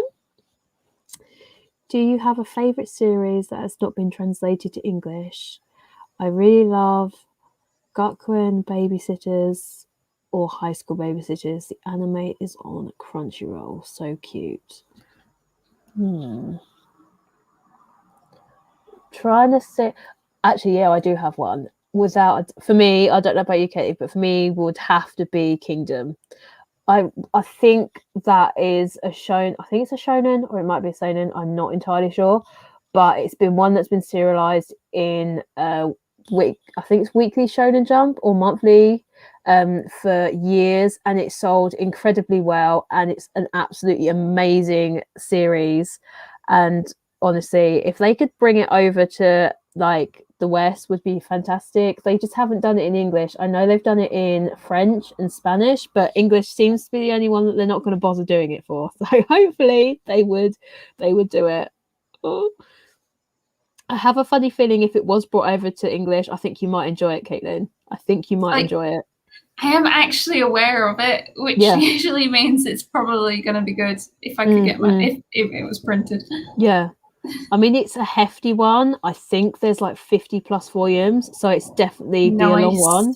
But then you think about it, they've released JoJo's, and how many parts has JoJo's got? And they've managed to put them out, so fingers crossed. And obviously they've re-released Fist of the North Star, and they're bringing back some older ones like Urusei Yatsura they reprinted, and so they might do it, but the likelihood is not very high, and it's a shame. But I think that is mostly down to the anime being really crap. The first season was horrifically animated. They done CG and it was horrific. It must have been when the technology just first started coming into play in anime, and it just did not look nice at all. But the second and third season, I believe they kind of ditched it, only used it when necessary, and it done better. But honestly, fingers crossed they bring it over.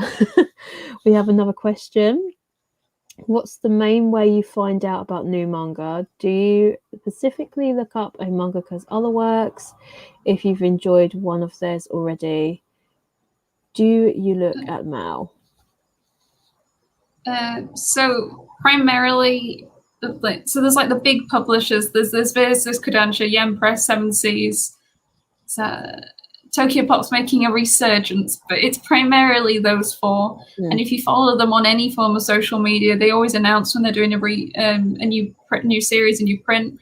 But also, if you look on any of their websites, Viz and Yen Press are particularly good for it. They actually have a calendar where they show all of the releases coming out for that month, and they even show the next 2 or 3 months and the previous 2 or 3 months, and they highlight which volumes releasing are new releases, so brand new series, and which ones are the final volumes in a series as well. And I find that really good. I'll go and look in a few months ahead, see what's coming out, and they'll have synopsis about the series as well, and you can read about them, and then I'll often decide whether or not I want to go and pre-order them. So I pre-ordered a whole bunch of Viz series based on what I've seen on their calendar. That's kind of what I do as well. Particularly, I know you have varied publishers in your collection. You have quite a variation of publishers. But for me, my primary publisher that I go to is Viz.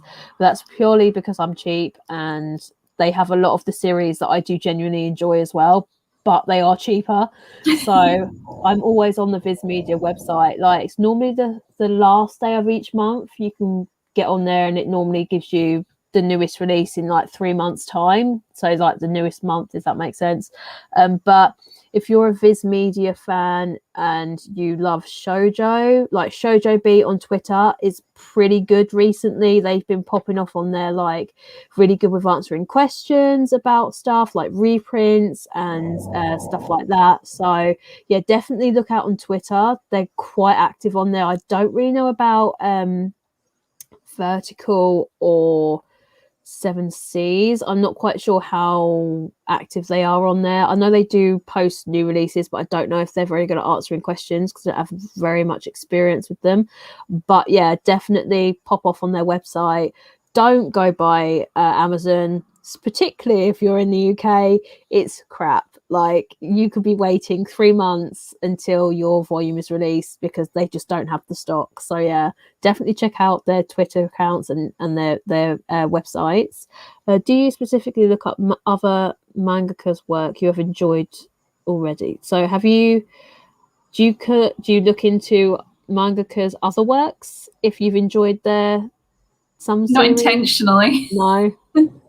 Quite often, because one of the fields on my spreadsheet is author, and I start typing, and it's like, you've already got this in a field somewhere else, and I'm like, oh, do I? It's that's about it. It's not ever intentional, really. It's more just look at the synopsis. Does that look interesting? Is it an isekai? Go on.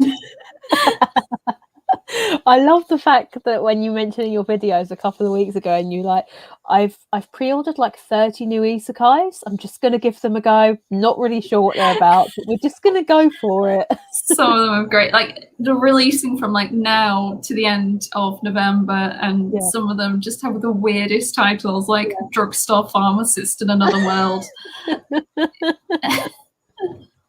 I just love how wacky some of their titles are, especially like the one that you said to me, Tiffany, about like the vending machine. I'm like, it's about a vending machine. Like, how is this a thing? I don't get it, but it just seems so funny. Reborn as a vending machine. I now wander the dungeon. Part of me just like wants to pick it up just to see what it's about because it's so bizarre. Like, the title is so bizarre. So that is a light novel, but there is hope that it might become a manga because isekais are hot right now. Okay, fingers crossed, because I'm not very good at reading the light novel. I'm really, really, really bad. I picked up like my first ever light novel was Ace's Story, like the first part, and I still haven't read it. I picked it up like whenever it came out, and I haven't bothered picking up volume 2, and I just haven't read it. I know I need to get around to it because I've heard that it's really, really good, but I just don't have time to sit and read words. Just like look at pictures. But going back to the question, do you specifically look up mangakas' other works if you've enjoyed one of their series already? I tend to. So I know with Ayosaki Saka, I've really, really enjoyed Our Horror Ride, and then I still haven't finished the last 3 volumes because I don't want it to end, so I've still held off on reading it because I'm like, oh, when I finished Strobe Edge, it like killed me, so I'm like, I don't want to read it because I don't want it to end. So, but with Ayosaki Saka, I definitely done that. I searched for the other ones, and then I've got Strobe Edge in my collection now and picked up Love Me, Love Me Not. The same with Arina Tanimura. I started with Kamikaze Kaito Jin, which was re-released by Viz, and it's called Time Thief Jean, I think. So Arina Tanimura is another one, and what other ones do I have? I really enjoyed Karayuki and Yuwatase and Rumikaze Takahashi. So there's quite a few that I have from the same authors in my collection, and most recently Ray Toma, I've fallen in love with her work, so there will be some that I pick up with there. But yeah, I tend to do that. So yeah. My local library has a big selection of manga, a lot of new and popular series. Nice. Yeah, jealous. Like, yeah, we never. I don't think we've ever had that. So, if you can read it from your library, definitely utilize it because it saves you that coin, definitely, and space. Like, they have a whole new manga section. Ooh, a whole manga section. That's pretty sick. That's pretty sick. Or do you just browse the shelves of whatever store you buy your manga from and pick up whatever catches your eye? Yeah. Sometimes, like, if it's just like the title sounds funny, that just sounds like a weird title. And there was a series I saw in Forbidden Planet that I wanted to pick up called Carnival. No idea what it's about, but the covers look really pretty and it looks really neat. But they didn't have like volume 1, so it's like, I shouldn't randomly start picking up series from volume 3. Do you? I know you don't really necessarily buy your volumes in consecutive order. Do you just kind of get them whenever you can find them at a decent price? Do you sometimes find that like frustrating when it comes to reading, or do you prioritize what you have most of and then kind of go from there? So I'll often the ones where I'm piecemealing them together, I just won't start them at all. So I don't get bothered by the fact I can't read anymore. Yeah. So like Haiku is one. Though I've actually read volumes 1 and 2, I think I have like 16, 17 volumes of Haiku ranging from 1 and 2 to 43. And there is a gap between 2 and 11. And it's like, I would like to read more, but if I stay away and don't like try and keep reading it the moment I can, then I can just read the whole thing at once and not be annoyed. And be like, because then I won't try and force myself to spend more than I really want to on a volume, so I could continue the series. Is there one series in your collection that you're really, really struggling to find volumes to that you really, really want to read? Great Teacher Onizuka. Oh, if I'd realised how out of print it was. I'm missing 5 volumes and it is I was actually thinking I had it, but it wasn't. I was looking at Ori Summer Teacher. That is another series I'm buying out of order. Oh, is it? I've got like 9 volumes between 1 and 12. But I'm missing like volumes GTO 19, 21, 22, 23, 25, and like I looked at 25 earlier and it was like $800. It was the cheapest I found. No, thank you. And I'm like, no way, that is so grim. That is so awful. I would have thought though that they would bring that back into print, because from what I've heard, Kodansha has the digital rights to it, and I think you can get it digitally from what I've heard.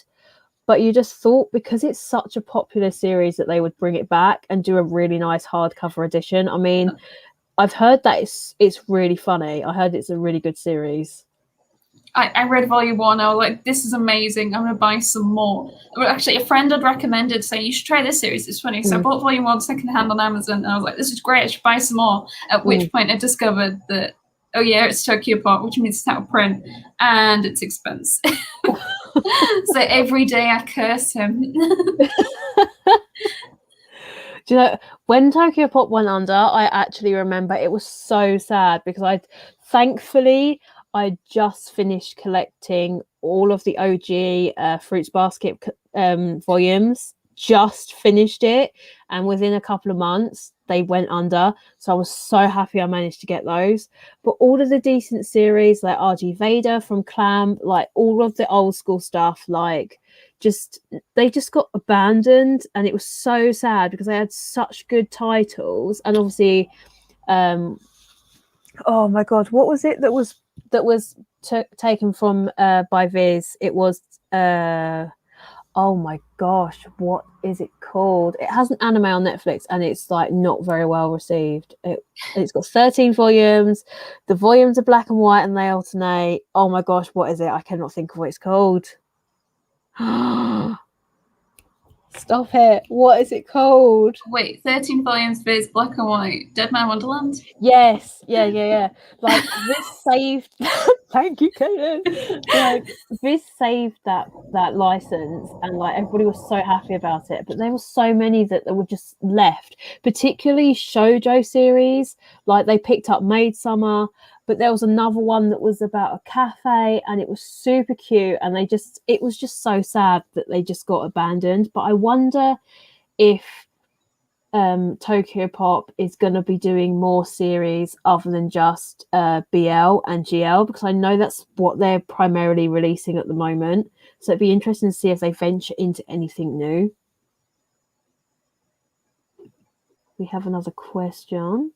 Who is your husbando, waifu, and which character from manga would you love to be friends with? The fire in his fingertips, dude, if he was a vampire. This is true. God, guys, you should know this.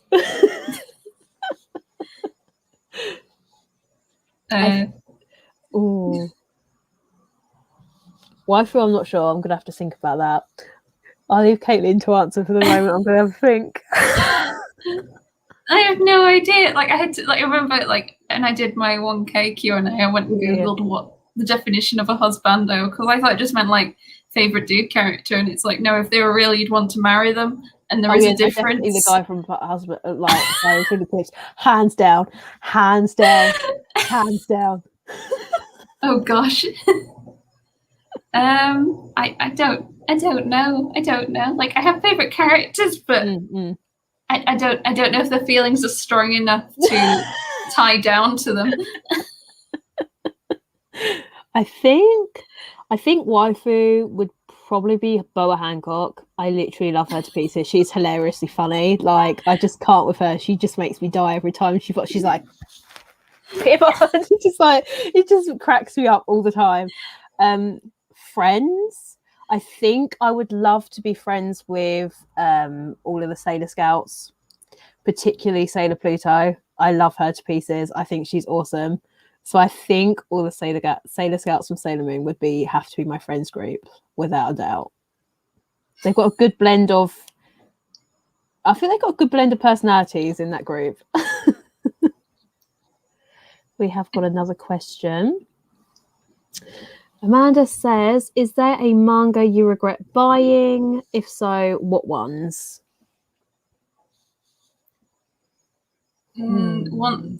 Recently I bought some Tokyo Pop Kingdom Hearts volumes, not realizing that they went bust halfway through printing, never finished, and then the Empress picked it up and then reprinted them in omnibus, having actually finishing them.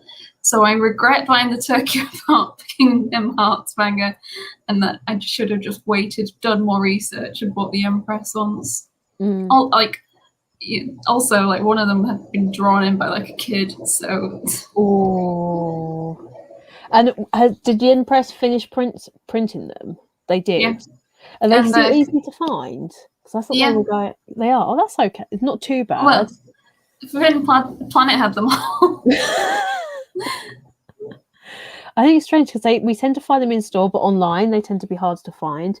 I think for me would probably be Demon Diary by Tokyo Pop. Now, I've had this in my collection for ages.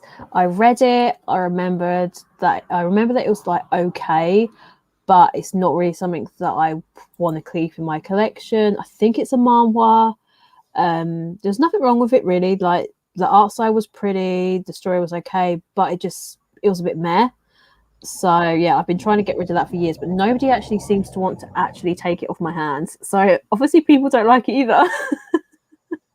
We've got with Slive. Okay, that's not for us. Aside from manga, do you collect any other merch or items, or is manga your main collection? Have you got anything you collect other than manga? I have a bunch of nail polish. Does that count? If you guys have been following Caitlin, you would know that her nails are always spectacularly done, and she does them herself. And me and Tiffany discovered the other day she has an incredible collection of nail polish. She has like her own salon. I'm too awkward to sit opposite someone while they do my nails, so I figured I'd do it myself. I think it's the whole sitting there and having to talk. Do you know what I mean? It's like face to face. Yeah. No. like I found a hairdresser that doesn't make small talk with me, and it was the best moment ever. It's like really awkward because like you sit there, especially if you're like, I've had a hairdresser before, and I've sat there and you're sitting there and you're like, do I talk?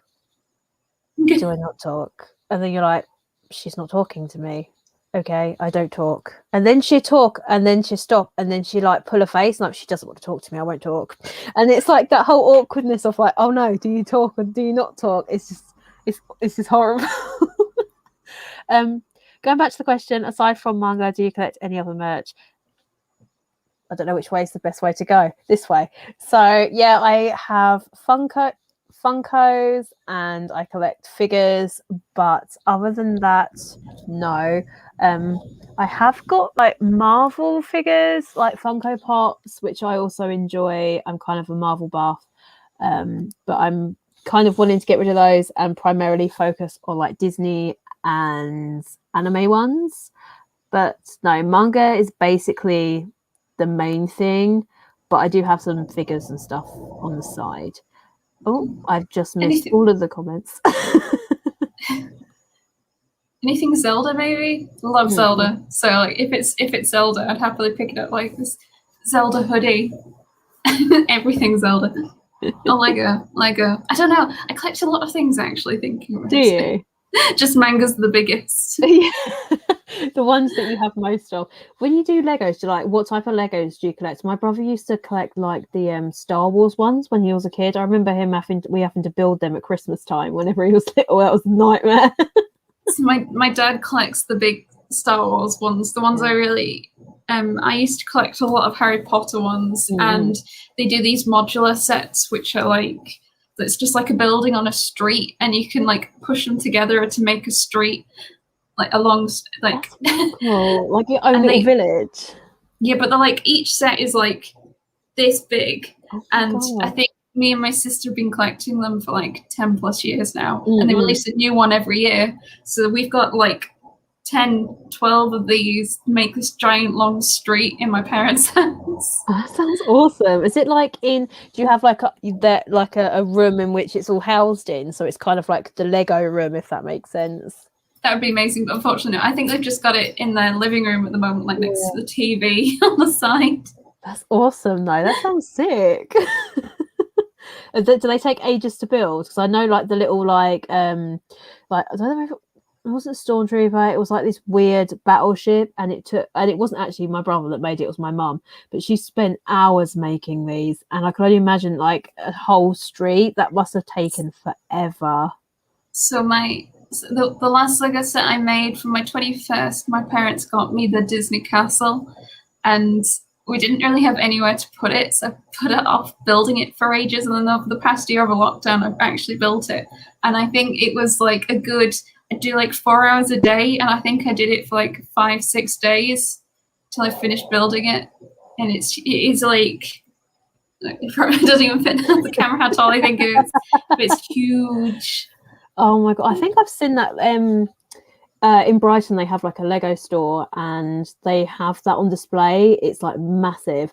I think that another one that I've seen recently that they had in there was like the Death Star, and I think it was the Death Star, and it was massive. And I was like, where do the people store these things after they built them? Like these things were like, this thing was like massive, like, and it was like £600. And I literally walked in and I was like, oh my god, like that is an expensive hobby, like so expensive. We don't get much now. We get less, but more bigger ones. So, like they've announced the Winnie the Pooh one, and I am a sucker for Tigger. I love Tigger so much. And there's this the honey tree with all the Winnie the Pooh and his friends, and I'm like, you need yes, it. You need it. I really do. I just want the Tigger.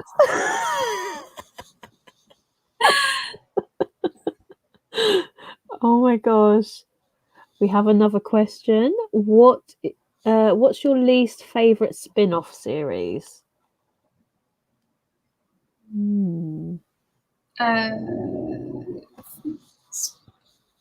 Fairy Tale Blue Minstrel. The one based on Wendy. I just find it a bit. It's a bit too cutesy compared to the rest of Fairy Tale, and it just wasn't that. Like, I still read it, and it is enjoyable, and it's Fairy Tale, and the characters are all nice, but at least favorite still probably. I don't think I have a least favorite spin-off because I don't tend to read any spin-offs. Looking at that, but if I was to choose one, this is probably going to maybe ruffle a few feathers, but I have the short stories of the collection of short stories from the Sailor Moon series, and I just didn't really enjoy them. Like, it was kind of unnecessary. Like, if you're a fan of the series, it gives you more content, but I just didn't really enjoy them. I think because I enjoyed the series so much, it was kind of a bit, didn't really give any context or further the series or add anything to it in any way. So it probably would be that for me. Got another one. I was raised that manga was dirty and bad. I would hide it under my bed, so it wasn't until I was married before I started collecting. Oh, wow, that's really sad. I mean, to be fair, some of it is disgusting and filthy, but like, a lot of it is good. It depends on what you're reading, but that's really sad. Well, at least you're able to collect it now. You can collect it as much as you want now. So there's always a silver lining, I suppose, because now you can go back and collect everything that you wasn't able to collect before. We've got another one. Have you ever read a manga series and knew you just had to watch the anime if it was available? Or similarly, have you watched an anime and knew you had to read the manga?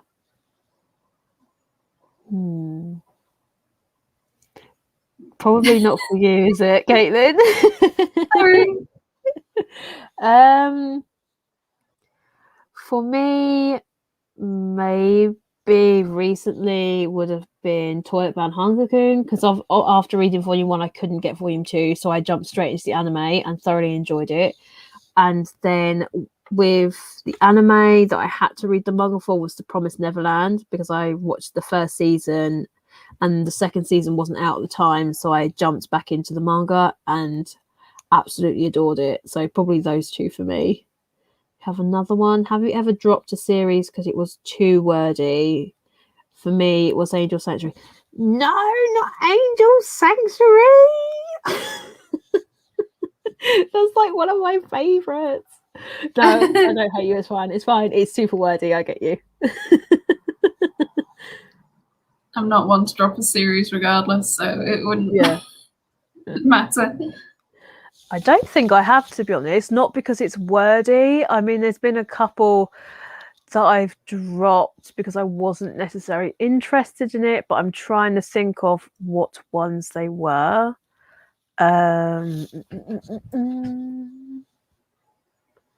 Oh gosh, this is hard because I can't see everything. Normally the ones that I've dropped I put down on the lower shelf, so I can't actually see them. Mine's not necessarily wordy, but one series that I dropped was The Wallflower, just because it's like 37 volumes. I mean, it was decent enough read. It was funny. The anime was funny, but it kind of just was really repetitive and boring. So I just dropped that one. Wasn't great. We have another one. Back in early 2019, GTO was not too bad to collect. It is all about timing, I guess. It's so it is so sad. A number of great series out of print. Yes. Mm-hmm. I think if I'd started picking up maybe even just 6 months earlier, I'd have probably had less of an issue. Really? Yeah, because I mean, when I picked up volume 1, it was like £2.50, and then it was only a few months later I started looking at the others, and they're all starting to go up. And looking at volume 1 now, it's like 20 quid minimum. Blimey! I mean, you got a steal with £2 there, definitely, without doubt. I know. Definitely. I'm really sad. Like, I'll definitely keep an eye out. Like, if you send me any if you send me a message on Instagram or something, like DM me, and I'll definitely keep an eye out, because I know my local comic book store have older ones. So I have actually seen GTO there before, but I didn't think of picking it up. Stupidly, I should have done. But they have had them before, and they've had a couple of other out of print ones. So I'll definitely keep an eye out for you, because I know they're hard to find. But I think since like Demon Slayer blew up and Jujutsu Kaisen blew up, and since lockdown, obviously when we spoke about it with Tiffany and stuff, like the amount of people buying manga now is ridiculous. And like, because of that, people have found out from manga tubers, like looking at old hauls and recommendations of all the older out of print series that are really good, and they're probably going in and picking up all those series and enjoying them for themselves. So I can imagine that's the reason why all the prices have like skyrocketed. Like, it's mad. We have got another one. Dark Horse Cut RG Vader, yes, I know they've got those massively thick volumes. I'm not quite sure on those ones though. They're too thick, I think. Sailor Pluto is beautiful. The HS figure arts of her is nice. Yes, yeah. Sailor Pluto is my favorite. I absolutely love her green hair. Do you want to get rid of Demon Diary? I'll take it. I've been buying a set on eBay for a short while. I mean, if you can DM me on my Instagram, like, we can talk about it for sure, because I have literally, it's been sitting in my collection for about 5 years and nobody wants it, and it just needs to go. I need the shelf space. We have another one. I find it strange how Yen Press has been reprinting solely to softcover volumes, yet Square Enix has the hardcover releases. Pretty strange agreement. We'll stick to the soft covers. Really? See, it's strange, but it isn't that uncommon, especially in Isekai with light novels. You'll often see the light novels published by a different company compared to the manga. So, like, My Next Life as a Villainous Soul Roots Lead to Doom, the light novel's published by J Novel Club, but the manga's published by Seven Seas.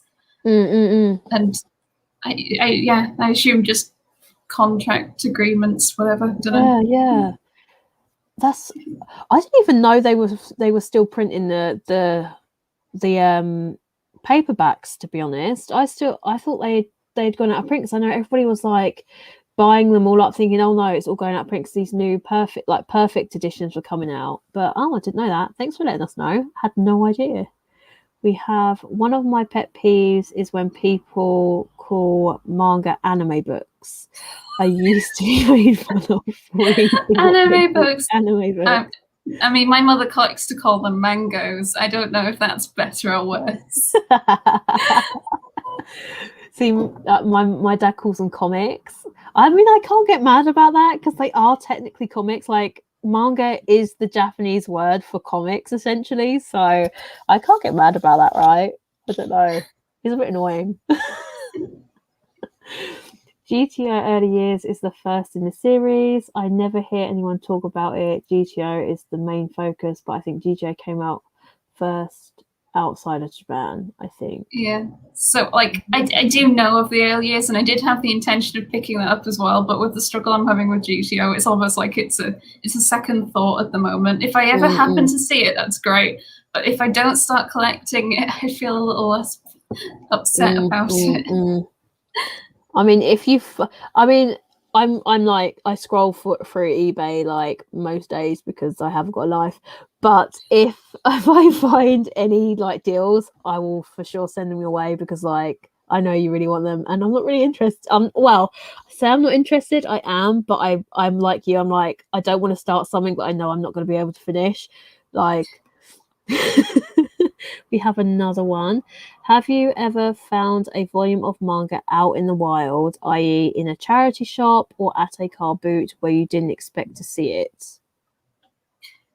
No, I'm always looking for manga in charity shops. I've never seen a volume of manga in a charity shop. No. And I always go in and check for like the past however many years I've been collecting manga. And it really saddens me when I see someone, even in the UK as well, like, oh yeah, I managed to get all of this series for like $20 in my local charity shop. And it's like, yeah, I know.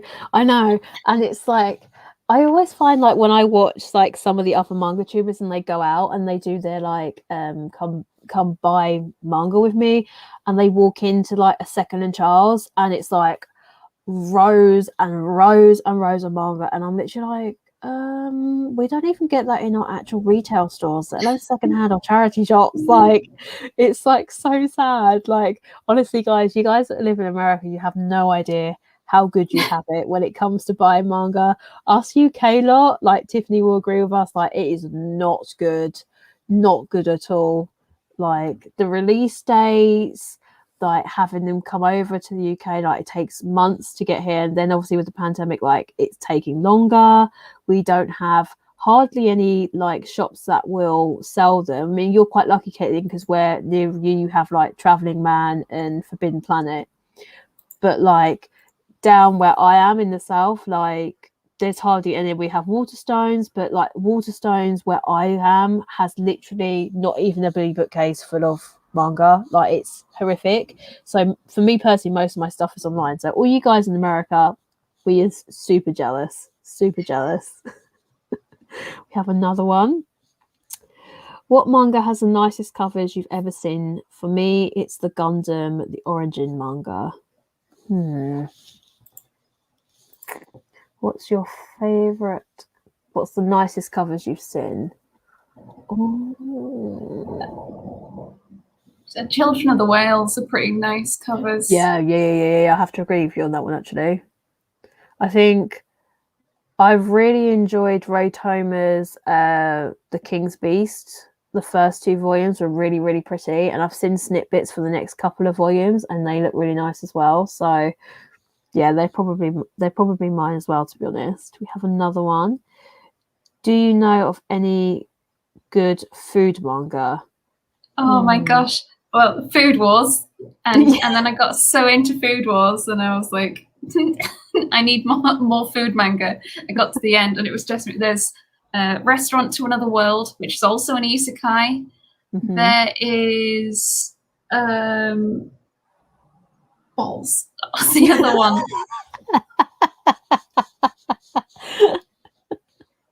Drifting Dragons is kind of, though a lot of what they cook is dragon, so you can't really like cook it yourself.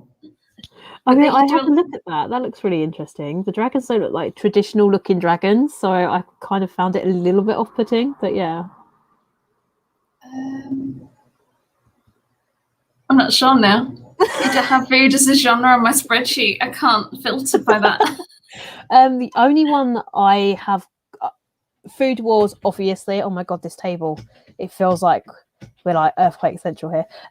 But like Food Wars is one. The only other one that I can think of for me, I don't really know if I should recommend it.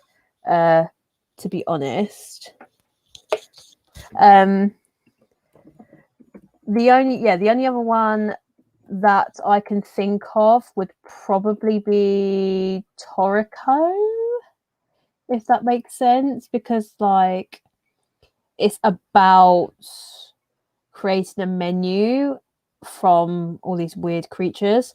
So yeah, that would probably be mine, but it's hard for me to recommend that because again, the author's a douchebag. So if you can read it like secondhand where the author doesn't get any direct coin, then do it. But yeah, not those.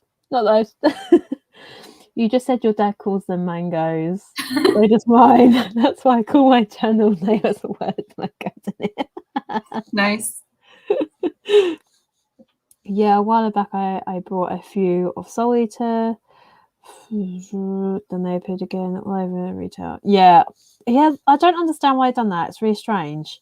Oh, we've got Uchi. We've got Zach from Uchi Shelf. Hi.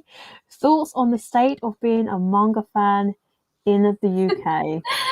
Is it just me or is it just really grim? No, it is very grim. So many delayed pre-orders. Seeing people getting their volumes in the US and they're like 3 volumes ahead in a series, and it's like, no, please.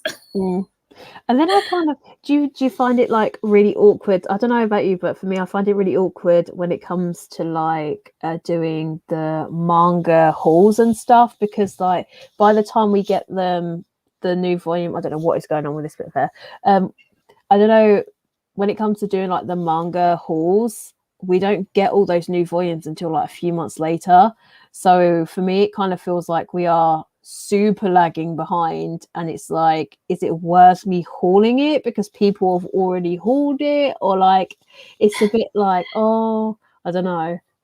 I have had people message me on Instagram where I'm like, I've got a new release, I've got the latest volume in this series, and they message me going, that's not the late, like this volume's come out, and it's like, in the US it has, but I'm not in the US. And like, oh, but still it's not the latest anymore. Okay, fine. That's fine.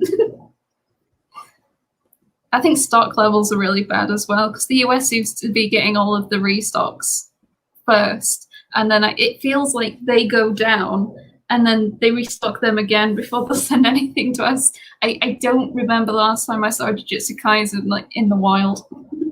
No, like for me, like with this volume 9 that I picked up, I randomly went into Brighton like in the middle of a week, I think it was like a Thursday or something, and just happened to walk into Dave's, and like I just saw it there and I was like, coming home with me? Like, I don't even know if this person was looking at it. I was like, nope. Not today, my friend. But yeah, no, yeah. Let's have a look. I think we have a couple more questions. I think we'll have to start wrapping it up soon, guys, because it is quite late. Well, it's like midnight here in the UK, so we will have to start wrapping it up soon.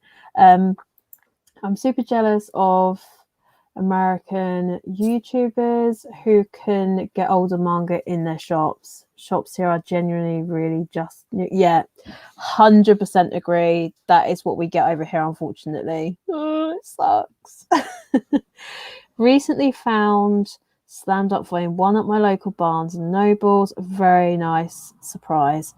I have not seen Slam Dunk in any of my local stores. I don't know about you, Caitlin, but I just haven't at all. I think I saw like a volume 17 in Traveling Man. But like I do want to collect the series, but it's one of those, without the reassurance it's had a proper reprint, I'm not gonna dare just yet. I think they announced on their Twitter account that I believe Slam Dunk is due to get a reprint and Nana is due to get a reprint. But obviously the reprints are like on the back burner because they're obviously trying to get the new series out. But God knows when we're going to get those. Sweetness and Lightning is a good food one. Oh, really? Okay. That's a recommendation for whoever asked. Can't remember. Have you ever dragged a friend down into the deep world of manga? Which series stored them in? Ooh. I'm dragging a friend at the moment. I'm taking it. So I think the series that she picked up Children of the Whales, Volume 1. Yeah. And Now she's up to date. And I mean, that to was be fair, about that is a good one to start on. It's like super pretty. That is super pretty.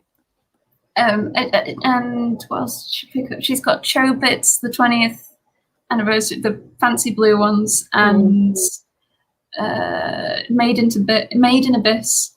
Just been enjoying how dark it is. I think she's liking the more darker but also kind of cutesy series. It's what she's been maybe into. Toilet Band would be a good one. That's one she's trying to find, but she can't find it in stock. So we're hoping when we go shopping, they might have some more. Fingers crossed. Have you dragged down a friend? I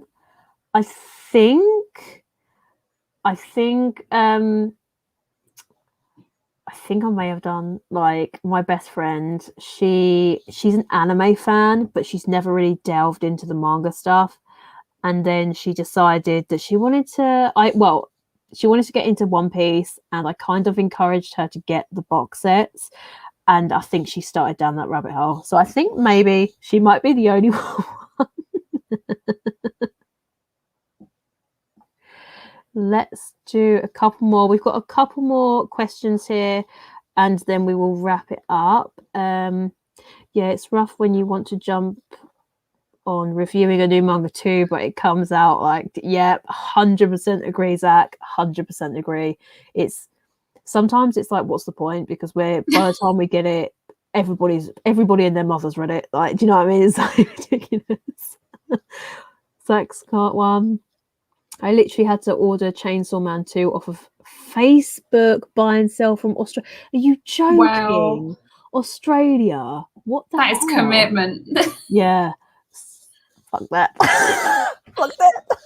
Like, Zach, like, if you don't mind me asking, how much did you pay for shipping? That must have cost you a bomb from Australia. Like, for real, that is ridiculous. That is dedication to the T. Like, seriously. No. I have one comic book store near me in NJ, owned by Hannah Smith, by the way, and it's terrible. They hardly have any manga, neither does Wells near me. They just have some. Oh, that sucks.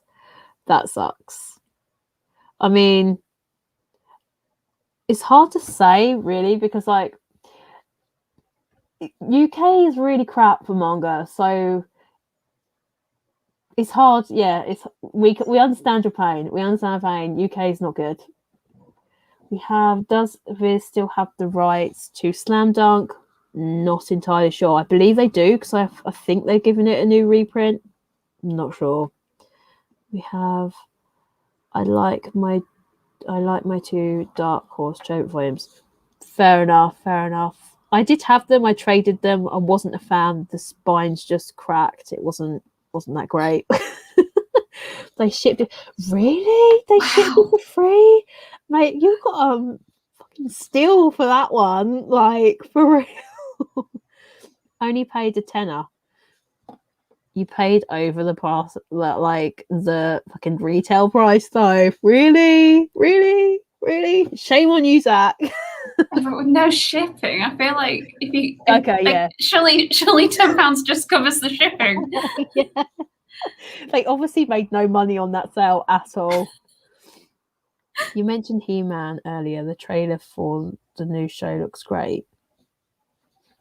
He-Man. Did we mention He-Man? Yeah, not. Did you? No, did we? I don't remember mentioning He-Man. I don't remember He-Man. Yeah, shame on you, Zach. All this shit, right? All this shit. I'm gonna attack you now, Zach, because you're here. Like, all this shit, right? With people going, don't be spending over the retail price, because, like, you are helping cause this problem. You fucking go and spend the tenner. What are you doing, man? Yeah, sorry, that's my rant over. I'll be nice now. We've got a couple more, then we really have to wrap it up because it's getting late. No way, that's awesome. I got my volume 3 of Bokurano. Ours from Australia. The cost of the manga was, shipping would be shit. Yeah, she said she had a leather-bound comic of him. Conan the Barbarian. Oh, I've heard that name before. One of the collector's editions. I think I am lucky. I never had any new manga spines crack on me. A few used volumes I brought, not so lucky. Those people must have been rough with them. Yeah, true. Yeah, I suppose it depends on if you get a good version of those big thick ones, but yeah. Oh shit, my bad. No, it's okay. Sorry if I kept you from leaving. I enjoyed the stream. No, that's fine. But we are going to wrap it up now, guys, because it is, oh my God, what is the time? It's 12:05 now. So, it's bedtime. Yeah, it's bedtime. Us ladies need that sleep, you know. But we had a fun time with you guys. And thank you so much for joining me on my first experimental stream, Caitlin. It was fun. Yeah, and surprising and terrifying because people can see me and I can't filter myself like I usually do for my videos. Yeah, I think I might have been. Yeah, I normally, sorry guys if I cuss too much, like honest to God, I normally cut most of it out, but this is the unfiltered me, so I apologize. Thank you very much for staying with us. Love chatting with you all. Don't have any else to chat with about manga. Oh, bless you. Well, we'll probably do one of these again soon, and we will probably invite Tiffany, because got to have our girl Tiffany involved in this. We are the Three Musketeers. Dream team. The dream team. If I figure out how to save this and like upload it, I'll do it, so people that weren't able to join can rewatch it, if that's okay with you, Caitlin. I hope you're okay with that. I did brush my hair. I was in pajamas as well, so it's like something that doesn't like pajamas. To be fair though, I think next time, just for the banter, it should be a PJs stream only. So like, if you guys are watching and you're not wearing PJs, you're not allowed to watch. Simple as that. It's got to be a PJ party. But yeah, thank you guys so much for joining us. I intended to join the stream just to check it out for 10 minutes. I've been here for like an hour and 30 minutes. Oh, thank you so much. Oh, they enjoyed speaking with us. I'm so sorry. But for real now, we're gonna go. See you guys later. Thank you for watching. Bye.